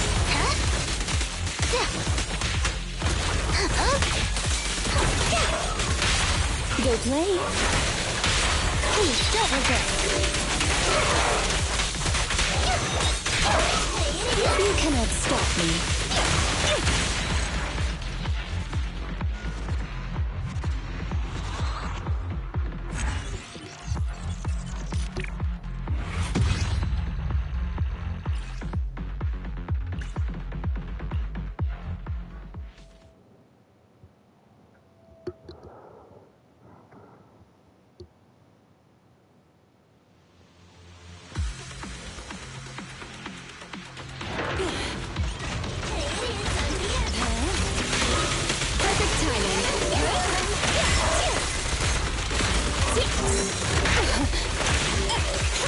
Understand?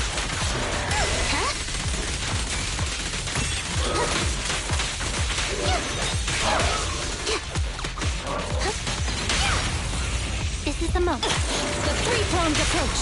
Say goodbye to our ghosts.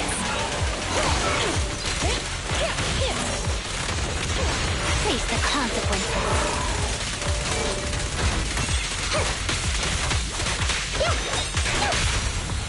It's your call. Here, catch. Don't drop it. Say goodbye to our guests. Wanna help me test this? Go now, child.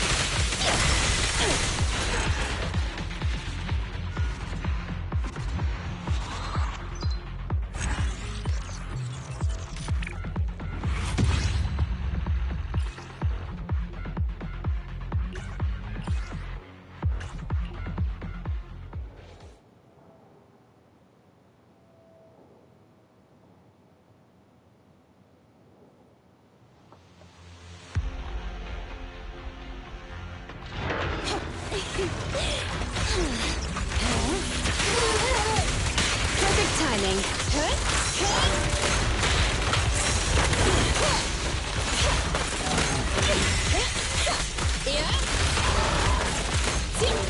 Here we go. Stand still.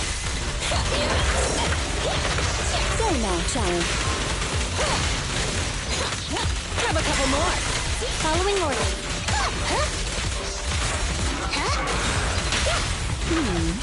Can you see me? Let's test your mettle. Hold again.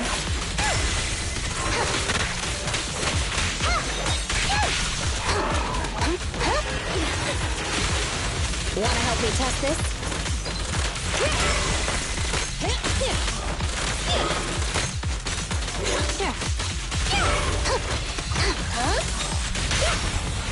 Together we face the consequences. Can you see me?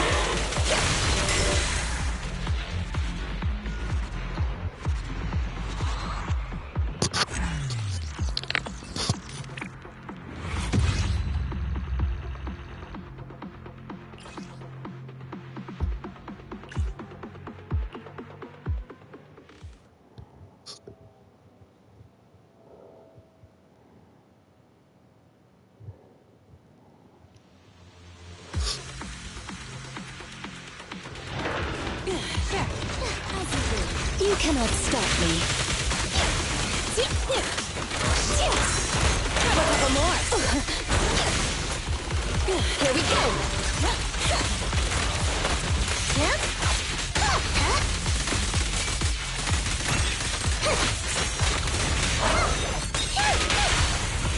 It's your call.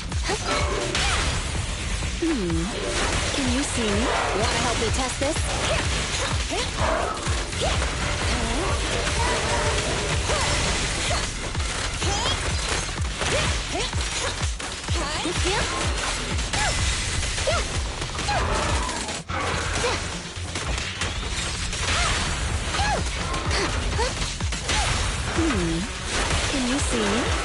timing.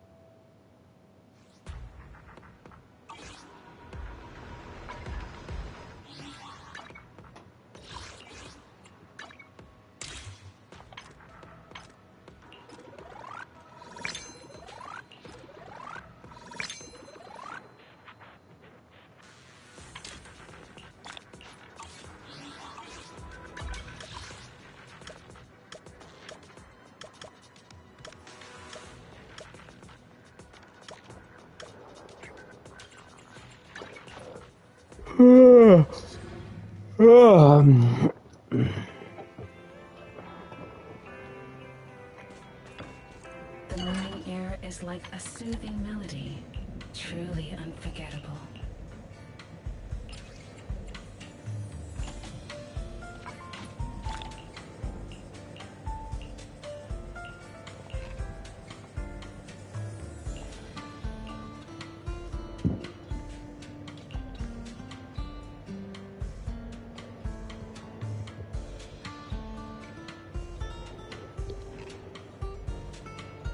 The joy that this delicious composition brings is truly remarkable.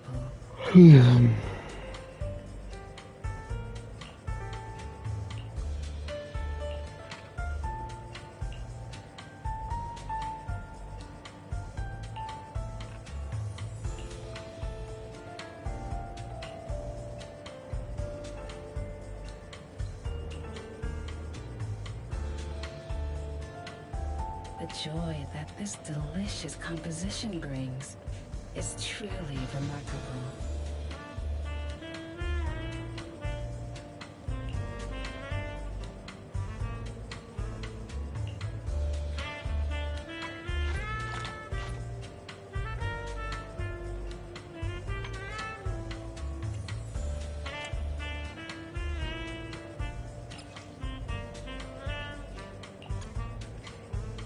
The joy that this delicious composition brings is truly remarkable.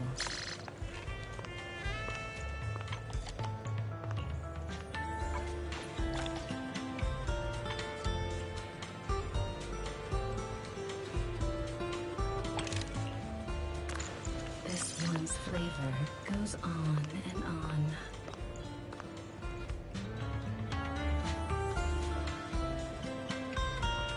The joy that this delicious composition brings is truly remarkable.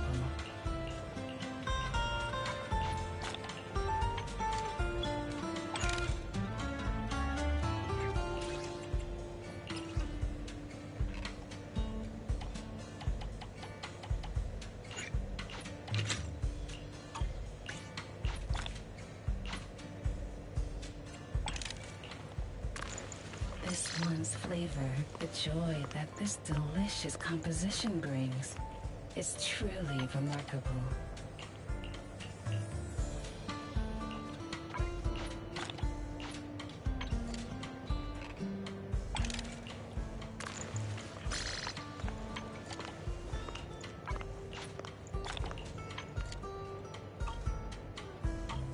I'll be waiting for your next visit.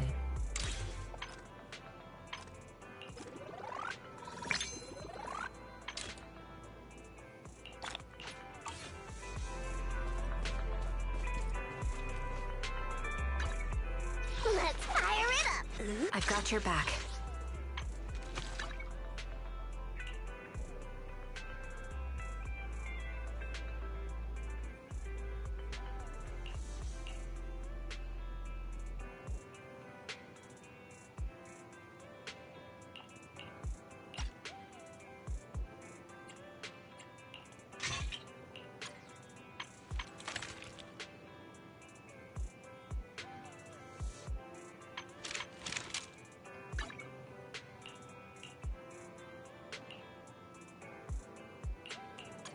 I've got your back.